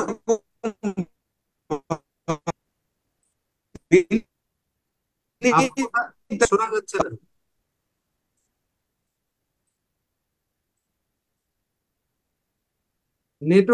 নেটওয়ার্ক দুর্বল মনে হচ্ছে আর কি, আপনার কথা শোনা যাচ্ছে না। কিন্তু ও, এখন তো বোধহয় ডিসকানেক্টেড হয়ে গেছে, তাই? হ্যাঁ, তাই মনে হচ্ছে। কাজ করি। আলিমুজ্জামান ভাই আস্তে আস্তে আমরা একটা কাজ করি, আমরা লেখকের কাছে চলে যাই, লেখকের কথা শুনি। আলতাফ ভাই, কি মনে করেন? আমার কি বলার থাকতে পারে? হ্যাঁ, না আপনি তো বলবেন, আপনি এত বড় বই লেখা বিস্ময় জায়গায় দিচ্ছেন। হ্যাঁ, আমি আসলে শুনতে আলতাফ ভাই এসেছি। আপনার চেহারাটা কম দেখা যাচ্ছে, ক্যামেরাটা আরেকটু উপরে তুলতে হবে। আসলে আমি আমার ছেলের কম্পিউটার থেকে যুক্ত হয়েছি, আমার ওইভাবে ভালো সাউন্ডের কোনো কম্পিউটার নেই। এখানে আল রাব্বি লেখা আছে ওর কম্পিউটার। হ্যালো, তো আমি, যারা আলোচনা করেছেন, আলিমুজ্জামান ভাই, মোহাম্মদ আজম এবং আলিমুজ্জামান ভাই মনে হয় হ্যালো বলছে। আলিমুজ্জামান ভাই, আমরা আপনার কাছে আসবো যে আলতাফ ভাইয়ের কথা, মানে মাঝখানে যেহেতু আপনি ছিলেন না, আলতাফ ভাইয়ের আলাপ শুরু হয়েছে। আর আমরা যারা এখানে আছেন আপনাদের কমেন্ট এবং প্রশ্ন শুনবো আলতাফ ভাই আলোচনার পরে। তারপরে আলিমুজ্জামান ভাইয়ের যে বাকি আলোচনা ওইটা আমরা শোনার পরে। আলতাফ ভাইয়ের ভয়েসটা একটু হলো শোনাচ্ছে। আপনার কি ইয়ে আছে সাথে, কি বলে, হেডফোন আছে? আমি কি শোনা যাচ্ছে এখন? হ্যাঁ, শোনা যাচ্ছে, বলেন। আচ্ছা, বলেন। আচ্ছা, আমার আসলে তো বিশেষ কিছু বলার নেই সত্যি, এবং আমি বলতে অভ্যস্ত না। আমার যা বলার ছিল সোহরাওয়ার্দীকে নিয়ে প্রায় 1 লাখ ওয়ার্ডের মধ্যে আমি সেটা বলেছি। এবং আলোচনাটা যা হয়েছে, আমি সন্তুষ্ট এই কারণে যে আমি যা যা যে বিবেচনা থেকে এটা লিখেছি এবং যা বলতে চেয়েছি, এবং আমার মনে হয় যারা বইটা পড়েছেন তারা বুঝতে পেরেছেন। সমালোচনা হোক, প্রশংসা হোক, নিন্দা হোক, যা যা যা এসেছে সবই আসলে যথার্থই। এটা তো সত্য, অনেক কিছু আমি দেখিনি, অনেক রেফারেন্স আরো দেওয়া যেত। কিন্তু আপনারা তো দেখেছেন যে আমি প্রায় 600 ফুট নোট হয়ে গেছে। এবং আলতাফ ভাই, আপনার ভিডিও অফ হয়ে গেছে, এটা আপনি চালু করবেন? হ্যাঁ। আচ্ছা, যে আমি যে সংক্ষেপে বলি যে কেন আমি বইটা লেখায় হাত দিয়েছিলাম, জি, জি, জি। তাহলে আমার মনে হয় আমার যা বলার অনেকখানি বলা হবে। এটা হলো, কলকাতায় সোহরাওয়ার্দীকে নিয়ে প্রচুর সাহিত্য, রাজনৈতিক সাহিত্য রয়েছে। সেখানে প্রধানত সোহরাওয়ার্দী হলেন একজন গুন্ডা, একজন কসাই। আর আবার বাংলাদেশের প্রধান একটা রাজনৈতিক দলের প্রতিষ্ঠাতা হওয়ার পরেও সোহরাওয়ার্দী প্রায় বাংলাদেশের রাজনৈতিক সাহিত্যে অনুপস্থিত। বাংলাদেশে এতগুলো রাষ্ট্রবিজ্ঞান বিভাগ আছে, সেখানেও সোহরাওয়ার্দী অনুপস্থিত। আবার যতটুকু উপস্থিত সেটা এত সীমিত যে আমি দেখলাম সোহরাওয়ার্দীর রাজনৈতিক জীবনের বড় অংশ যে পাঞ্জাবে কেটেছে, বড় অংশ যে নর্থ ইস্ট প্রভিন্সে কেটেছে। সোহরাওয়ার্দী যে বাংলাদেশের এখন যাদের আমরা মতুয়া বলি, নমশূদ্র বলি, দালিত বলি, এদের রাজনীতি নিয়ে, এদের সাংবিধানিক প্রতিনিধিত্ব নিয়ে সোহরাওয়ার্দী যে অনেক কিছু করেছেন, এরকম মৌলিক গুরুত্বপূর্ণ তার জীবনের অনেকগুলো দিক বাংলাদেশে কার্যত অনুপস্থিত ছিল। সোহরাওয়ার্দীর বাংলা রাজনীতিতে ভূমিকা সম্পর্কে আমরা জানি না, কিন্তু আমরা কতটুকু জানতাম যে উনি পাঞ্জাবের রাজনীতিরও একজন প্রধান এক চরিত্র ছিলেন? আমরা কতটুকু জানি যে ফ্রন্টিয়ারে উনি একজন প্রধান রাজনীতিবিদ ছিলেন? এগুলো আসলে আমাদের আমাদের রাজনৈতিক সাহিত্যের একটা, আমি বলবো, ক্ষমাহীন শূন্যতার জায়গা ছিল। আমি যে সব শূন্যতা পূরণ করে দিয়েছি তা না, কিন্তু এই শূন্যতাগুলো পূরণ করা দরকার, এই কথাটা আমি বলতে চাই। আপনাদের অনেক আলোচনা করেছেন, গুরুত্বপূর্ণ আলোচনা, কিন্তু খেয়াল করবেন যে আমার বইয়ে আমি একটানা দুটো চ্যাপ্টার রেখেছি দালিত প্রশ্নে সোহরাওয়ার্দীর ভূমিকা নিয়ে। দেখুন, যখন বাংলায় রাষ্ট্র সাধনা শুরু হয়, আমি কিন্তু কোথাও বলিনি বাংলার মুসলমানের রাষ্ট্র সাধনা। আমি পুরো বইটার প্রচ্ছদ থেকে শুরু করে শেষ পর্যন্ত লিখেছি বাংলায় মুসলমানের রাষ্ট্র সাধনা। এই এবং অন্তস্থির ভিতরে একটা বড় ফারাক, আমি ফারাকের দিকে দৃষ্টি আকর্ষণ করার চেষ্টা করি। এই যে বাংলায় মুসলমানের রাষ্ট্র সাধনায় দালিতদের তারা খুব গুরুত্ব দিয়েছে। আবার দালিতরাও, মনে করেন দালিতদের নেতা যদি আমরা যোগেন মন্ডলকে ধরি, যোগেন মন্ডল বলতেন যে নমশূদ্রর জমির আইল, আমি আবারও বলছি, নমশূদ্রের জমির আইল যে মুসলমান কৃষকের সাথে রয়েছে, রাজনীতিটা সেই মুসলমানের সাথেই করতে হবে। এই বাক্যের ভিতর একটা দূরদর্শী রাজনৈতিক দর্শন আছে। সোহরাওয়ার্দী বা ওই সময়ের আবুল হাসিম, তারপরে মনে করেন কিরণচন্দ্র, শরৎ বসু, এরা এই জায়গাটার গুরুত্বপূর্ণ চরিত্র। আমি মনে করেছিলাম যে আমাদের রাজনৈতিক সাহিত্যে এগুলো কম আলোচিত। আমাদের রাজনৈতিক সাহিত্য 46-এর দাঙ্গা আর নোয়াখালী দাঙ্গা কেন্দ্রিক, মানে যেন গত 100 বছরে, মানে 1900 থেকে 2000-এর ভিতর দুটো দাঙ্গা হয়েছে। ট্রেনে করে একদল লোক কলকাতা থেকে ঢাকার দিকে রওনা দিচ্ছে বা পাঞ্জাবের দিকে রওনা দিয়েছে, আরেক দল লোক বরিশাল থেকে কলকাতা রওনা। আমাদের রাজনৈতিক সাহিত্য এতদিন এই তিনটে ঘটনায় আচ্ছন্ন ছিল। আপনারা খেয়াল করেন যে নোয়াখালীতে যখন দাঙ্গা হয়, নোয়াখালী দাঙ্গা আমাদের রাজনৈতিক সাহিত্যের একটা বড় দিক এবং সোহরাওয়ার্দীকে কলঙ্কিত করার একটা বড় আইটেম। কিন্তু তখন বাংলায় অন্য প্রদেশগুলো, অন্য জেলাগুলোতে দাঙ্গা হচ্ছে না, কেন নোয়াখালীতে হচ্ছে, অন্যগুলায় কেন হচ্ছে না? এবং অন্যগুলো না হওয়ার যে দারুণ সব ইতিবাচকতা আছে ওর ভিতর, নানা ঘটনা আছে, এগুলা কখনো আমরা অনুসন্ধান করি নাই। নোয়াখালী দাঙ্গাকে আমরা শুধু হিন্দু মুসলমানের জায়গা থেকে দেখেছি, আমরা ওইখানকার আর্থসামাজিক অর্থনীতির জায়গা দেখি নাই। আবার কলকাতার দাঙ্গাকেও আমরা হিন্দু মুসলমানের জায়গা থেকে দেখেছি, সেটাকে জিন্না এবং নেহরুর রাজনীতি দিয়ে দেখি নাই। আমরা সোহরাওয়ার্দীকে দেখেছি 46-এ, কিন্তু 47-এ 15ই আগস্টের পরে দীর্ঘ সময় যে গান্ধীর সাথে মিলে উনি এক মানুষের জীবন বাঁচাতে জীবনের ঝুঁকি নিয়ে কলকাতায় রাস্তায় রাস্তায় কি করেছেন সেটা আমরা জানি না। এবং আপনারা পড়ে দেখেছেন, সোহরাওয়ার্দী নিয়ে আমার কোনো প্রেম ছিল না, আমি চেষ্টা করেছি নির্মোহভাবে ওই সময়টা তুলে আনতে। আমি মনে করি এটা একটা রাজনৈতিক দায়িত্ব, যে 47-কে আমরা এখনো অনেকাংশে ভুলভাবে জানি, এবং এই যে ভুলভাবে জানার একটা বড় দায় পূর্ব বাংলা এবং আজকের বাংলাদেশের একাডেমিশিয়ানদের। এটা, এই দায় অনেকটা আমি বলবো পাপের পর্যায়ে চলে গেছে। এখানে যা যা লেখা হয়েছে বিভিন্ন জায়গায় পশ্চিমবঙ্গে বা অন্যত্র, যেসব প্রকল্প আমি বলবো, এখানে সেসব প্রকল্পের একদল ভোক্তা তৈরি হয়েছে মাত্র, অনুসন্ধান করে দেখা হয়নি এখনো। আমি সামান্যই করেছি, 350 পৃষ্ঠায় বা 1 লাখ ওয়ার্ডে বা 600 ফুটনোটে আমি চেষ্টা করেছি। এটা একজন নন একাডেমিশিয়ানের প্রচেষ্টা হিসেবে আপনারা দেখবেন, দেখেছেনও। কিন্তু আমি সন্তুষ্ট যে কিছু মানুষ পড়েছে, কিছু মানুষ বুঝেছেন আমার আলোচনার, আমার অনুসন্ধানের পজিটিভ দিকগুলো ওনারা চিহ্নিত করেছেন, বা জরুরি নেগেটিভ দিকগুলো, ত্রুটি সীমাবদ্ধতাও চিহ্নিত করেছেন। আমি এখানেই থামতে চাই, কোনো প্রশ্ন থাকলে আমি বলবো। ধন্যবাদ। আহ আলতাফ ভাই শেষ করছেন খুব অল্পে। আমরা হয়তো আরেকটু শুনতে পারলে ভালো হতো।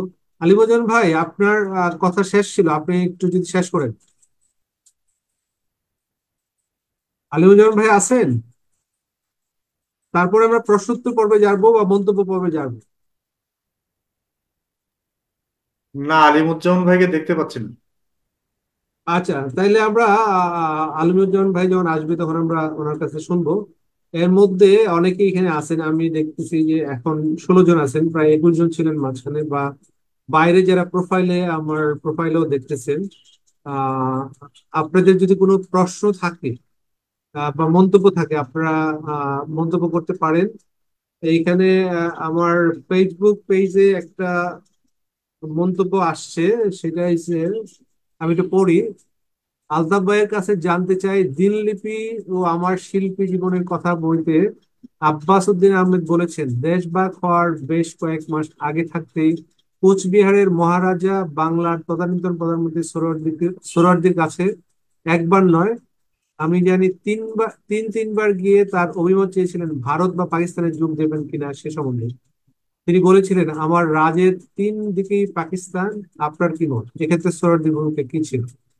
এইটা জাহির রায়হান জুয়েল নামে জহির রায়হান জুয়েল নামে একজন বলছেন এটা আমাদের ফেসবুক পেজে। আর এইখানে যারা আছেন, এইখান থেকে আপনারা মন্তব্য প্রশ্ন করতে পারেন সেগুলো নিয়ে। এখানে যারা আলোচক আছেন তারা বলবেন, বইয়ের লেখক আছেন উনিও বলবেন আহ, আপনাদের কোনো কোনো প্রশ্ন বা ইয়ে।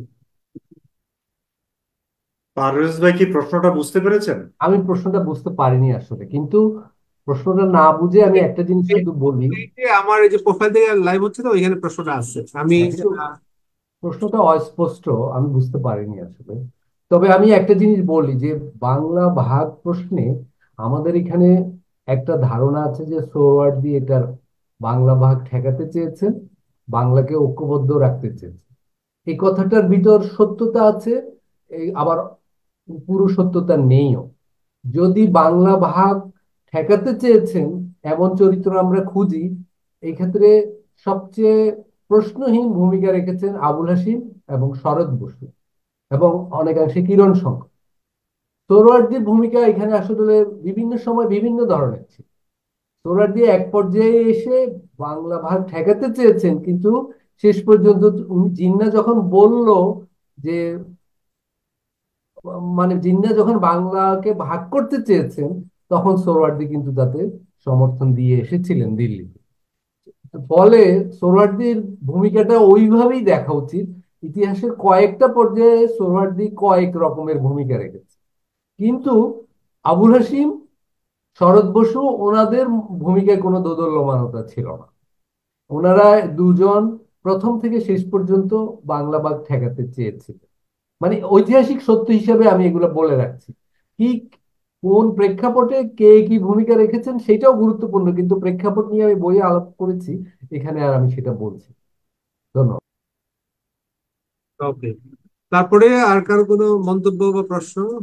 এখানে অনেকেই আছেন, একটু নাম বলে প্রশ্ন মানে একটু মন্তব্য করেন।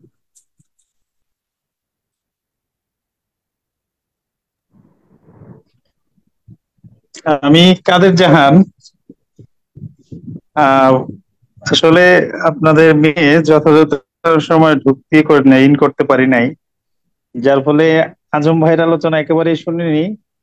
আর ফিরোজ আহমেদ ভাইয়ের আলোচনা আংশিক শুনেছি। ফলে প্রশ্ন করার নাই, তবে যেহেতু একটা বিশাল আকৃতির বই এবং এটা সত্য কথা যে আসলে সোহরাওয়ার্দী আমাদের বাংলাদেশের রাজনীতিতে মানে মানে সমসাময়িক রাজনীতিতে আমরা দেখি যে অন্তত 20 বছর ধরে সচেতন রাজনীতি নিয়ে, এই 20 বছরের মধ্যে তাকে নিয়ে খুব ভালো কাজ হয়েছে, কিংবা আলাপ আলোচনা অথবা এক কথা ইম্প্যাক্ট ফেলার মতো যে সমস্ত কাজ সেরকম কিছু দেখিনি। সেই হিসেবে আলতাফ ভাই যে কাজটি করেছেন সেজন্য তাকে আন্তরিকভাবে ধন্যবাদ জ্ঞাপন করছি। আর বইটা আসলে খুব ভালো করে দেখিনি যে কোন প্রকাশনী থেকে বের হয়েছে, এটা আমি নিজে কালেকশন করব, পড়বো। আচ্ছা, আর বইটা বের করছে এতটুকুই। বইটা বের করছে বাতিঘর, এইবার 21শে বই মেলায়, এই যে 2024-এ বের হয়েছে। আ- হ্যাঁ, তারপরে আচ্ছা, বাতিঘর। অনেক ধন্যবাদ। আর ধন্যবাদ। পড়তে আমি আমি আমি আলতাফের এমনি গদ্যের ভক্ত। বইটা পড়তে খুব আরাম পাবেন, এবং ফিরোজ ভাই যথার্থই বলছেন যে উপন্যাস যারা সোহরাওয়ার্দী নিয়ে যদি কোনো উপন্যাস লিখতে চায় তাদের জন্য কঠিন করে দিছে। মানে একটা ইন্টারেস্টিং, মানে বইটা পড়তে খুব মজার মতো, মজা লাগবে, আমরা সংগ্রহ করতে পারি। মানে একটা জি অনেক গল্পের ফিলিং আছে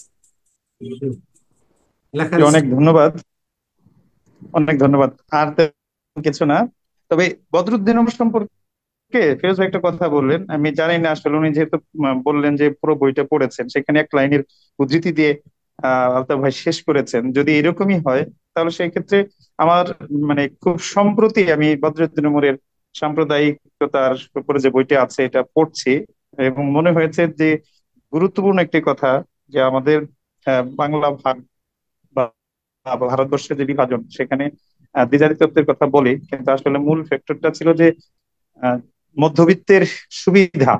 বদরুদ্দীনের বইটাতে বারবার দেখা যায় এগুলো এসেছে। তো সেইটুকু যদি না থাকে আসলে মনে হয় সাম্প্রদায়িকতার বিষয় আসলে যদি আসে তাহলে কিছুটা অবিচার করা হয়েছে বলেই মনে হয়েছে আর কি, একজনের মুখে মানে অন্যের মুখে ঝাল খেয়ে কথাটাই বললাম। Thank you. পড়ে ফেলাটা ভালো। সাম্প্রদায়িকের চ্যাপ্টারটা একদম লাস্টের চ্যাপ্টার, ওইখানে মানে সাম্প্রদায়িক ইস্যু যে ডিল করা হয়েছে আর কি। পুরো বইটা ঠিক সাম্প্রদায়িকতা নিয়ে না। হ্যাঁ, আলতাফ ভাই কিছু বলতে চান না?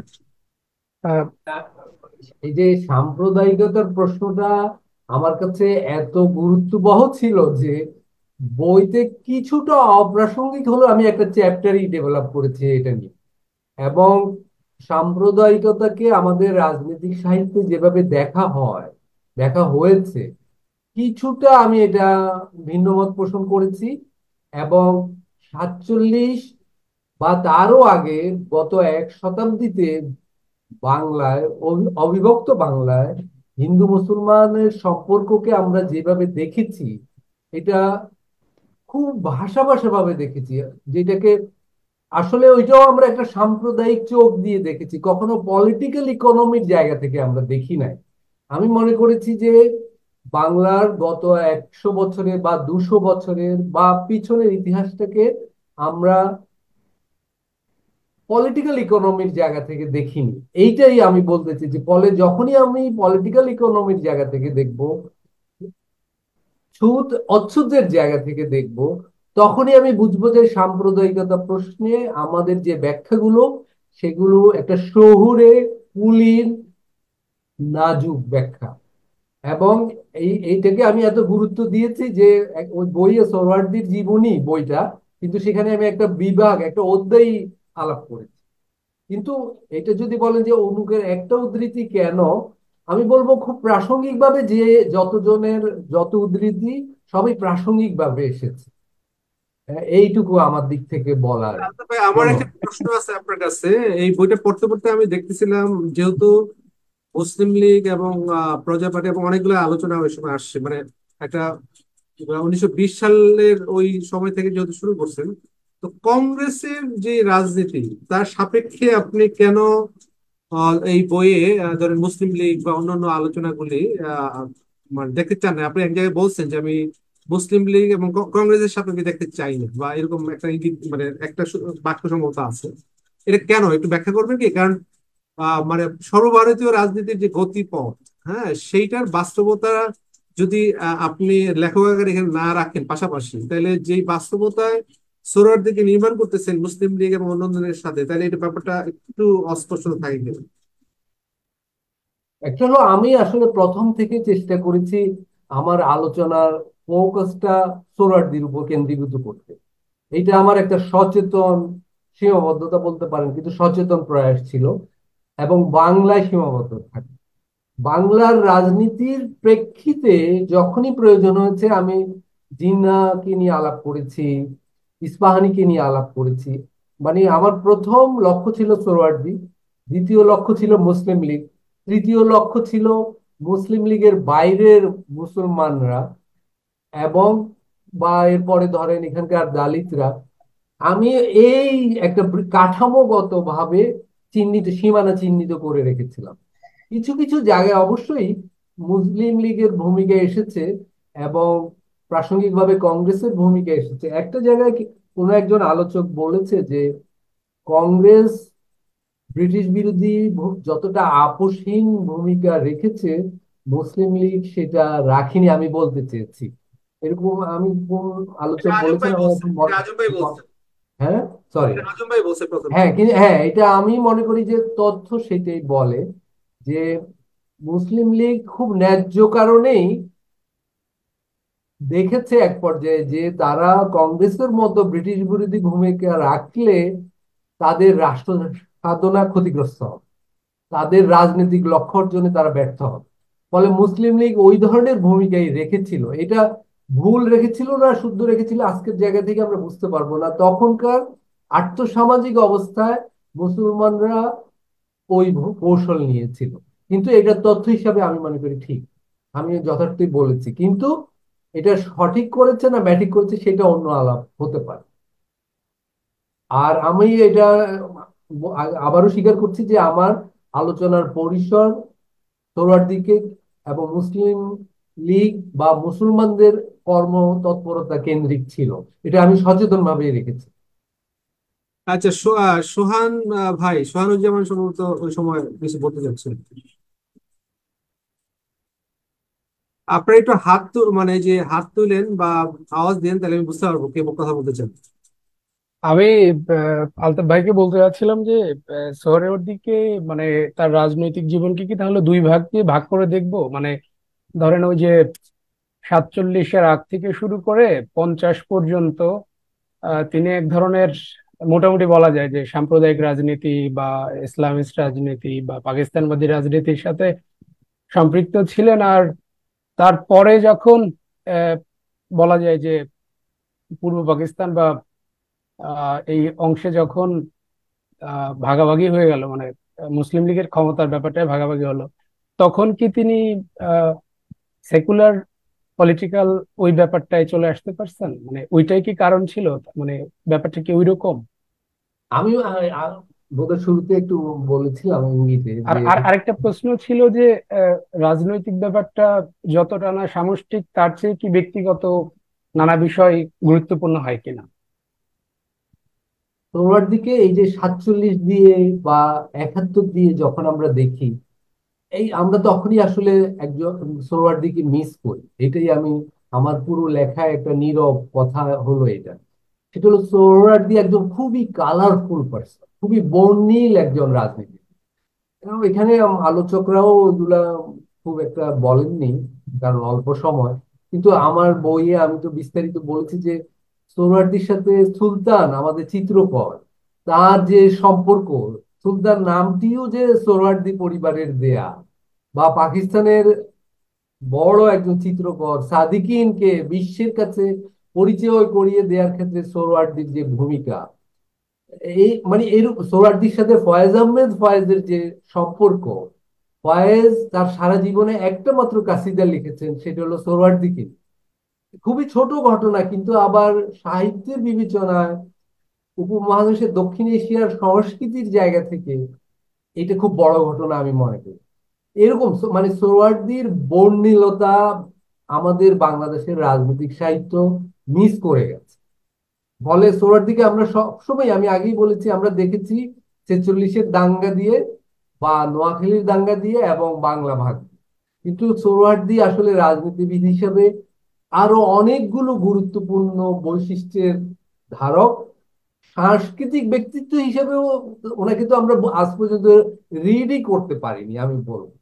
এবং সোহরাওয়ার্দীর যে, আমি বলবো এটা মানে আমার পক্ষপাতের জায়গা না, গণতন্ত্রের জন্য তার যে আকুলতা, মানে সেইটাও আমরা মানে অনেকটা মিস করে গেছি। সোহরাওয়ার্দীর স্ট্রাগলের একটা মৌলিক কোর জায়গা হলো যে উনি একজন গণতন্ত্রী ছিলেন। গণতন্ত্র শব্দটা বাংলাদেশে ব্যবহার করতে করতে এতটা ক্লিশে হয়ে গেছে যে এই শব্দটা এখন আমি যেভাবে বলছি এটা কোনো আবেদনই হয়তো রাখছে না।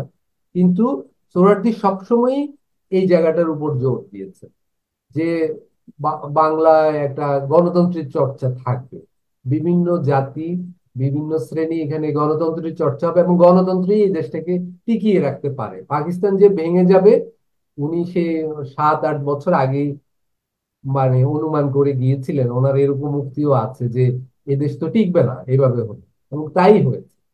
তো আমি বলবো যে আমরা যেন সোহরাওয়ার্দীকে শুধু 47 দিয়ে অনুসন্ধান না করি, আমরা যেন একটা কালারফুল মানুষ, উনি ওই দৃষ্টিতে অনুসন্ধান করলে কিন্তু আমরা একদম ভিন্ন সোহরাওয়ার্দীকে পাবো। এবং আমাদের আজকের জায়গায় আমরা যখন কে সেকুলার কে সেকুলার নয়, কে সাম্প্রদায়িক নয়, এই যে আমরা বাইনারি আমাদেরকে মগজে ঠেসে দেওয়া হয়েছে, সেই জন্য আমরা আসলে ইতিহাসের অনেক গুরুত্বপূর্ণ মানে দৃশ্যই আমি বলবো আমরা মিস করে যাচ্ছি। এবং এই ক্ষেত্রে আমাদের বড় একটা মিস হলো সোহরাওয়ার্দী। আমাদের এখানে অনেক রাজনৈতিক চরিত্র সোহরাওয়ার্দীর সাময়িক খুবই ওভার রেটেড, সেই তুলনায় সোহরাওয়ার্দী প্রধান চরিত্র হয়েও অনেকটা আন্ডার রেটেড আমি বলবো। ধন্যবাদ। ওকে, তারপর নেক্সট কে বলবেন? কেউ কি বলবেন? রোমেল, আমার কিছু প্রশ্ন আছে। জি জি জি, মনোহর ভাই। আমি এতক্ষণ আলোচনা শুনছিলাম, ভাল লাগছিল। দুজন তো প্রথমে দীর্ঘ আলাপ করেছেন, তারপরে লেখক আলতাফ ভাইও সুন্দরভাবে তার লেখার কারণ এবং উদ্দেশ্যগুলো তুলে ধরেছেন। ফলে আমরা এই বিষয়ে এবং এই বইটা সম্পর্কে একটা মোটামুটি ভালো ধারণাই পেয়েছি। সেটা থেকে যেটা মূলত পেলাম আমরা, সেটা হলো যে সোহরাওয়ার্দী একটা অনালোচিত ব্যক্তিত্ব ছিল। আমাদের রাজনৈতিক যে বড় বড় জায়ান্ট যারা আছেন 20 শতকের, আমাদের যে জাতীয়তাবাদী রাজনীতির যে বড় বড় ব্যক্তিত্ব, তার মধ্যে অনেকে বেশ আলোচিত হন, কিন্তু সোহরাওয়ার্দী সেই তুলনায় কম আলোচিত হচ্ছে, এটা ঠিক। এবং এই বইটা সেই কারণে খুব কাজে দেবে আমাদের, কারণ বিক্ষিপ্ত ভাবে আমরা সোহরাওয়ার্দীকে পাই বিভিন্ন জায়গায়, এবং সেগুলো মেলানো আমাদের জন্য একটু কষ্ট হয়ে যায়, কারণ এক এক জায়গায় আমরা এক এক ভাবে পাই, এটা ঠিক। এবং আমি যদিও বইটা পড়িনি, কিন্তু আমি আলাপ থেকে যেটা বুঝলাম এবং আলতাফ ভাইয়ের অন্যান্য বই পড়ে আমার যে আগ্রহ তৈরি হয়েছে তার বয়ানের প্রতি, সেদিক থেকে আমার এই বইটার প্রতিও একটা আগ্রহ জন্মালো, এবং আজকের আলোচনা থেকেও আগ্রহটা আরো বেড়ে গেল যে একটা কম্প্রিহেন্সিভ পিকচার যদি পাওয়া যায় সোহরাওয়ার্দী সম্পর্কে, সেটা যেমনই হোক, তাহলে সেটা ভালো হবে আমাদের সবার জন্য। তো আমি ইতিমধ্যেই রোমেলের ফেসবুক পেজে দুটো প্রশ্ন লিখেছিলাম। এই প্রশ্নগুলো ওইভাবে ঠিক কম্প্রিহেন্সিভ দিক থেকে না, কিছু খুঁটিনাটি দিক থেকেই খুচরো প্রশ্ন মনে হতে পারে। তাহলেও আমি একটু এগুলোর জবাব যদি পাই তাহলে আমার জন্য সুবিধা হয়। একটা প্রশ্ন ছিল, এটা আলতাফ ভাই দিলেই ভালো হবে, সেটা হচ্ছে যে শেরেবাংলার তো লাহোর প্রস্তাব তিনি উপস্থাপন করেছিলেন, কিন্তু শেষের দিকে তিনি আর লাহোর প্রস্তাবের যে বোঝাপড়াটা যেভাবে চেঞ্জ হয়েছে বা পরিবর্তিত হয়েছে, বিশেষ করে 1946 সালের দিল্লি অধিবেশনে যে পরিবর্তনটা আসে, সেটার প্রসঙ্গে শেরেবাংলার অনেক আপত্তি ছিল, এবং তিনি আর এই বিষয়ে খুব একটা আস্থাশীল ছিলেন না, এটা আমরা জানি, এবং এটা নিয়ে অনেক কথাবার্তাও আছে, আমরা জানি। তো সোহরাওয়ার্দীর এই সময় ভূমিকাটা কি ছিল, অর্থাৎ লাহোর প্রস্তাবের বোঝাপড়া সোহরাওয়ার্দীর কেমন ছিল? আমরা যেমন লেখক একটু আগে বলেছেন যে আবুল হাশিমের এ ব্যাপারে তো একটা নিরাপসী অবস্থান ছিল, সেটা আমরা জানি। তো আমার একটু জানার ইচ্ছা যে সোহরাওয়ার্দী এই পাকিস্তান ধারণাকে কিভাবে বুঝেছিলেন। এটা কি তিনি একের অধিক রাষ্ট্র হিসেবে বুঝেছিলেন, নাকি এক রাষ্ট্র হিসেবে, যেভাবে 1946 সালে এক অর্থে আমি বলবো গোজামিল দিয়েই জিনিসটা সম্পন্ন করা হয়েছিল, তিনি কি সেটা মনে প্রাণে মেনে নিয়েছিলেন কিনা? এটা হচ্ছে আমার প্রথম খুচরো প্রশ্ন। দ্বিতীয় প্রশ্ন হচ্ছে যে যুক্ত বাংলার যে একটা ধারণা আমরা দেখতে পাই এই শরৎ বসুদের সঙ্গে মিলে, সেটাও আমি একটু আগে জানতে পারলাম লেখকের মাধ্যমে যে সেখানে আবুল হাশিমের সম্পৃক্ততাটাই বেশি ছিল। তারপরেও আমার জানতে ইচ্ছে করে যে সোহরাওয়ার্দীর নামও যেহেতু এই প্রজেক্টে বা এই প্রকল্পে এসেছে, সেটা কতটুকু ছিল, কিভাবে ছিল, এবং শেষ পর্যন্ত যেভাবে আসল পাকিস্তান 1947 সালে তৈরি হলো, সেই জায়গাতে সোহরাওয়ার্দীর চিন্তা ভাবনা এবং বাস্তবতার মধ্যে যে ফারাকগুলো দেখা দিয়েছে, সেগুলোকে উনি কিভাবে মোকাবেলা করেছেন, এটা আমার দ্বিতীয় প্রশ্ন। আর তারপরে তৃতীয় প্রশ্নটা হচ্ছে সেটা হচ্ছে পাকিস্তান হয়ে যাওয়ার পরে যখন 1949 সালে মাওলানা ভাসানী আওয়ামী মুসলিম লীগ প্রতিষ্ঠা করলেন, তারপরে আমরা জানি যে কিছু দিন পরে বা এক বছর বা 2 বছর পরে সোহরাওয়ার্দীও সেখানে যুক্ত হলেন। তো তার এই যুক্ত হওয়াটা কিভাবে হলো এবং পরবর্তীকালে এই দুই নেতার মধ্যে চিন্তাগত এবং মতাদর্শগত পার্থক্য যেটা ঘটেছে সেটার তাৎপর্য কি? তো এই খুচরো প্রশ্নগুলো জানলে সোহরাওয়ার্দীকে বুঝতে আমার একটু সুবিধা হবে। ধন্যবাদ। তিনটেই খুবই গুরুত্বপূর্ণ প্রশ্ন, এবং আসলে বইয়ে একদম যতটুকু বিস্তারিত আলাপ করা যায় তিনটেই আলাপ করা হয়েছে। কিন্তু যেহেতু এখানে প্রশ্নটা এসে গেছে, আমি তিনটেই খুব সংক্ষেপে আমি কি ভাবে দেখেছি বা ঐতিহাসিক সত্যগুলা কি ছিল আর আমি কি তুলে এনেছি একটু বলতে পারি। পাকিস্তান প্রশ্নে সোহরাওয়ার্দীর মানে পাকিস্তান কি একটা হবে না দুটো হবে, বাংলা ভাগ হবে কি ভাগ হবে না, এই বিষয়ে আমি বলবো সোহরাওয়ার্দীর অবস্থান দোদুল্যমান ছিল। সোহরাওয়ার্দী বিভিন্ন সময়, আমি একটু আগে বলেছি যে পরস্পর বিরোধী ভূমিকা রেখেছে।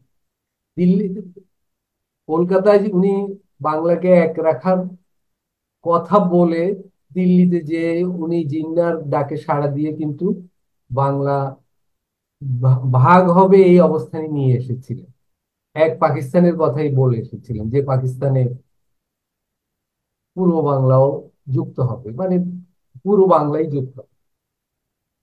এই সোহরাওয়ার্দীকে আমি বলবো দ্বিধাহীন ছিলেন না, বরং ওনার অবস্থান যেটা নীরব অবস্থান, যেহেতু উনি জানতেন জিন্না তাকে পুরো পছন্দ করে না।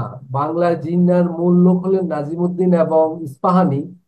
ফলে সোহরাওয়ার্দী যতটুকু ছাড় দিয়ে সম্ভব জিন্নার প্রিয় থাকতে চেয়েছেন। এই ছাড় দিতে যে উনি শেষ পর্যন্ত বাংলা ভাগটাও মেনে নিয়েছেন আমি। কিন্তু এর মাঝে দীর্ঘ সময় উনি বাংলাকে এক রাখার জন্য অবস্থান নিয়েছিলেন, সেটাও সত্য। মানে এরকম একটা বিপরীতমুখী অবস্থান কিন্তু তার ওই 2-3 বছরের ভিতর আমরা পাই। হ্যাঁ, এর ভিতর বাংলাকে এক রাখার চেষ্টাটা দীর্ঘ সময় ছিল, তীব্রতম ছিল, কিন্তু দিল্লিতে যে কারিগরি দিক থেকে খুবই গুরুত্বপূর্ণ মুহূর্তে উনি ওই দাবিটা ছেড়ে দিয়ে চলে এসেছে। এবং সেজন্য আবুল হাশিম খুব আফসোস করেছিলেন, এবং আবুল হাশিম সোহরাওয়ার্দী জুটিটা ওই কারণেই ভেঙে গিয়েছে। এবং এই জুটিটা ভাঙার ভিতর দিয়েই বাংলায় নাজিমুদ্দিনদের উত্থান ঘটেছে, এবং বাংলার পরবর্তী ইতিহাসটা ওই মুহূর্ত থেকেই শুরু হয়েছে। নাজিমুদ্দিন প্রায় শূন্য থেকে আবার তারকা হয়ে গেলেন সোহরাওয়ার্দী এবং আবুল হাশিম জুটি ভেঙে যাওয়ার মধ্য দিয়ে। এবং এই জুটি ভেঙেছে সোহরাওয়ার্দীর ওই স্ববিরোধী বিপরীতাত্মক ভূমিকার ভিতরে।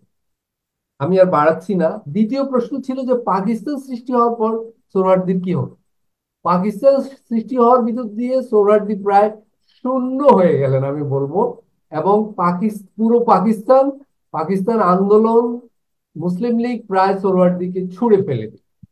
এবং সোহরাওয়ার্দী এই সময় কলকাতায় ছিলেন। কলকাতায় উনি প্রায় নিঃস্ব। কলকাতার মেয়র উসমান ছাড়া ওনার পাশে কেউ ছিল না। কলকাতায় উনি তখন এক অতি বিরূপ পরিস্থিতির মুখে জীবনের ঝুঁকি নিয়ে অবস্থান করেছিলেন, কিন্তু একটা কমিটমেন্ট সহ অবস্থান করেছিলেন। সোহরাওয়ার্দীর চরিত্রের এইটা একটা অত্যন্ত অসামান্য দিক, যে কলকাতায় মুসলিমদের কি হবে এই ভেবে উনি তখন কলকাতায় রয়ে গিয়েছেন। অর্থাৎ আমরা দেখতে পাচ্ছি পাকিস্তান আন্দোলন যারা করলেন তাদের আন্দোলন চিন্তার ভিতর এটা মোটেই ছিল না যে দেশ ভাগ হলে ভারতের মুসলিমদের কি হবে। এই ভারতের মুসলিমদের কথা ভেবে সোহরাওয়ার্দী কিন্তু কলকাতায় থেকে গেলেন। এবং থাকার পর উনি যখন আবার পাকিস্তানে আসলেন, পাকিস্তান কিন্তু তাকে জায়গা দিল না। করাচিতে পাকিস্তান গণপরিষদের একটা অধিবেশনে একবার মাত্র উনি একটা ভাষণ দিতে পেরেছিলেন। এবং সেই ভাষণে যখন উনি এই প্রশ্নগুলো তুলছিলেন যে মুসলিম লীগ ভারতের মুসলিমদের নিয়ে কি করছে, এবং মুসলিম লীগ পাকিস্তানের হিন্দুদের প্রতি যথার্থ আচরণ করছে কিনা, এই দুটো প্রশ্ন উত্থাপন করার সাথে সাথে লিয়াকত আলী খানদের শত্রুতে পরিণত হয়ে গেলেন। গণপরিষদে তার সদস্যপদই বাতিল হয়ে গেল। পূর্ব পাকিস্তানে তাকে অবাঞ্ছিত ঘোষণা করা হলো।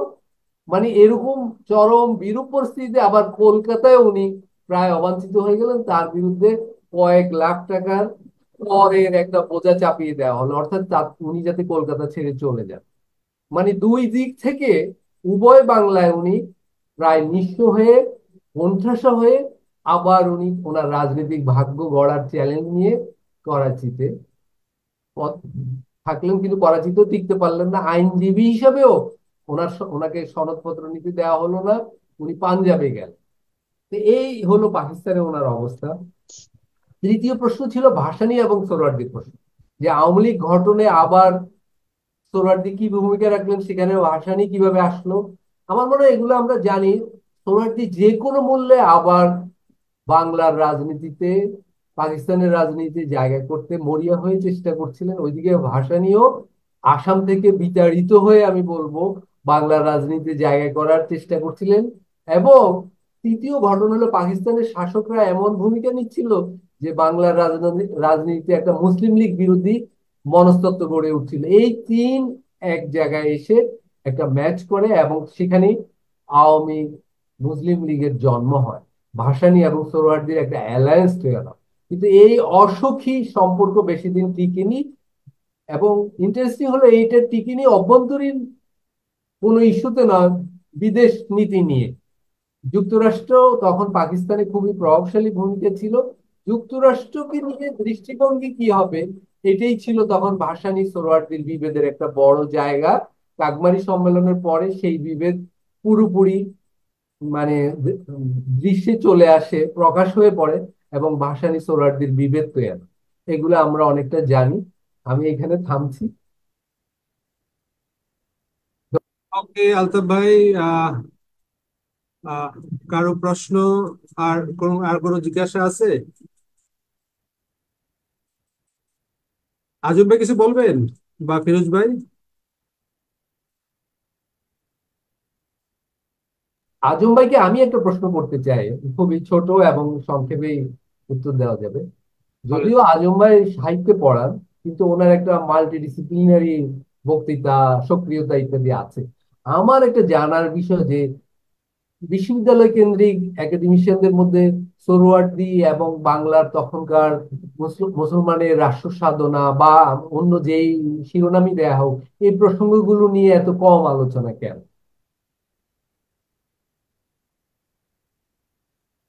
আমাদের আমাদের ইতিহাস চর্চার যেহেতু একটা রাষ্ট্রীয় আনুগত্যের ব্যাপার আছে, আমরা যেহেতু ভালো নাগরিক, ফলে কেন হয় সেটা তো আমরা বুঝতেই পারি। আমরা নাগরিক হিসাবে ভালো থাকতে চাই। আর ইতিহাসের একটা ব্যাপার হলো যে আমাদের ইতিহাসের আহ, গুরুত্বপূর্ণ লোক যারা, তাদের মধ্যে ঠিক অনেকেই যে পলিটিক্যাল হিস্ট্রি করেছেন তা কিন্তু না। যাদেরকে আমরা খুব বিখ্যাত ঐতিহাসিক বলে জানি, এদের কিন্তু আসলে অনেকেরই ভিন্ন এরিয়া। আপনার বইতে তালুকদার মনিরুজ্জামানের প্রচুর রেফারেন্স আছে স্বভাবতই। ইন্টারেস্টিং এনাফ যে আরেকজন যে সবচেয়ে বেশি উদ্ধৃত হন, তিনিও কিন্তু রাষ্ট্রবিজ্ঞানের লোক।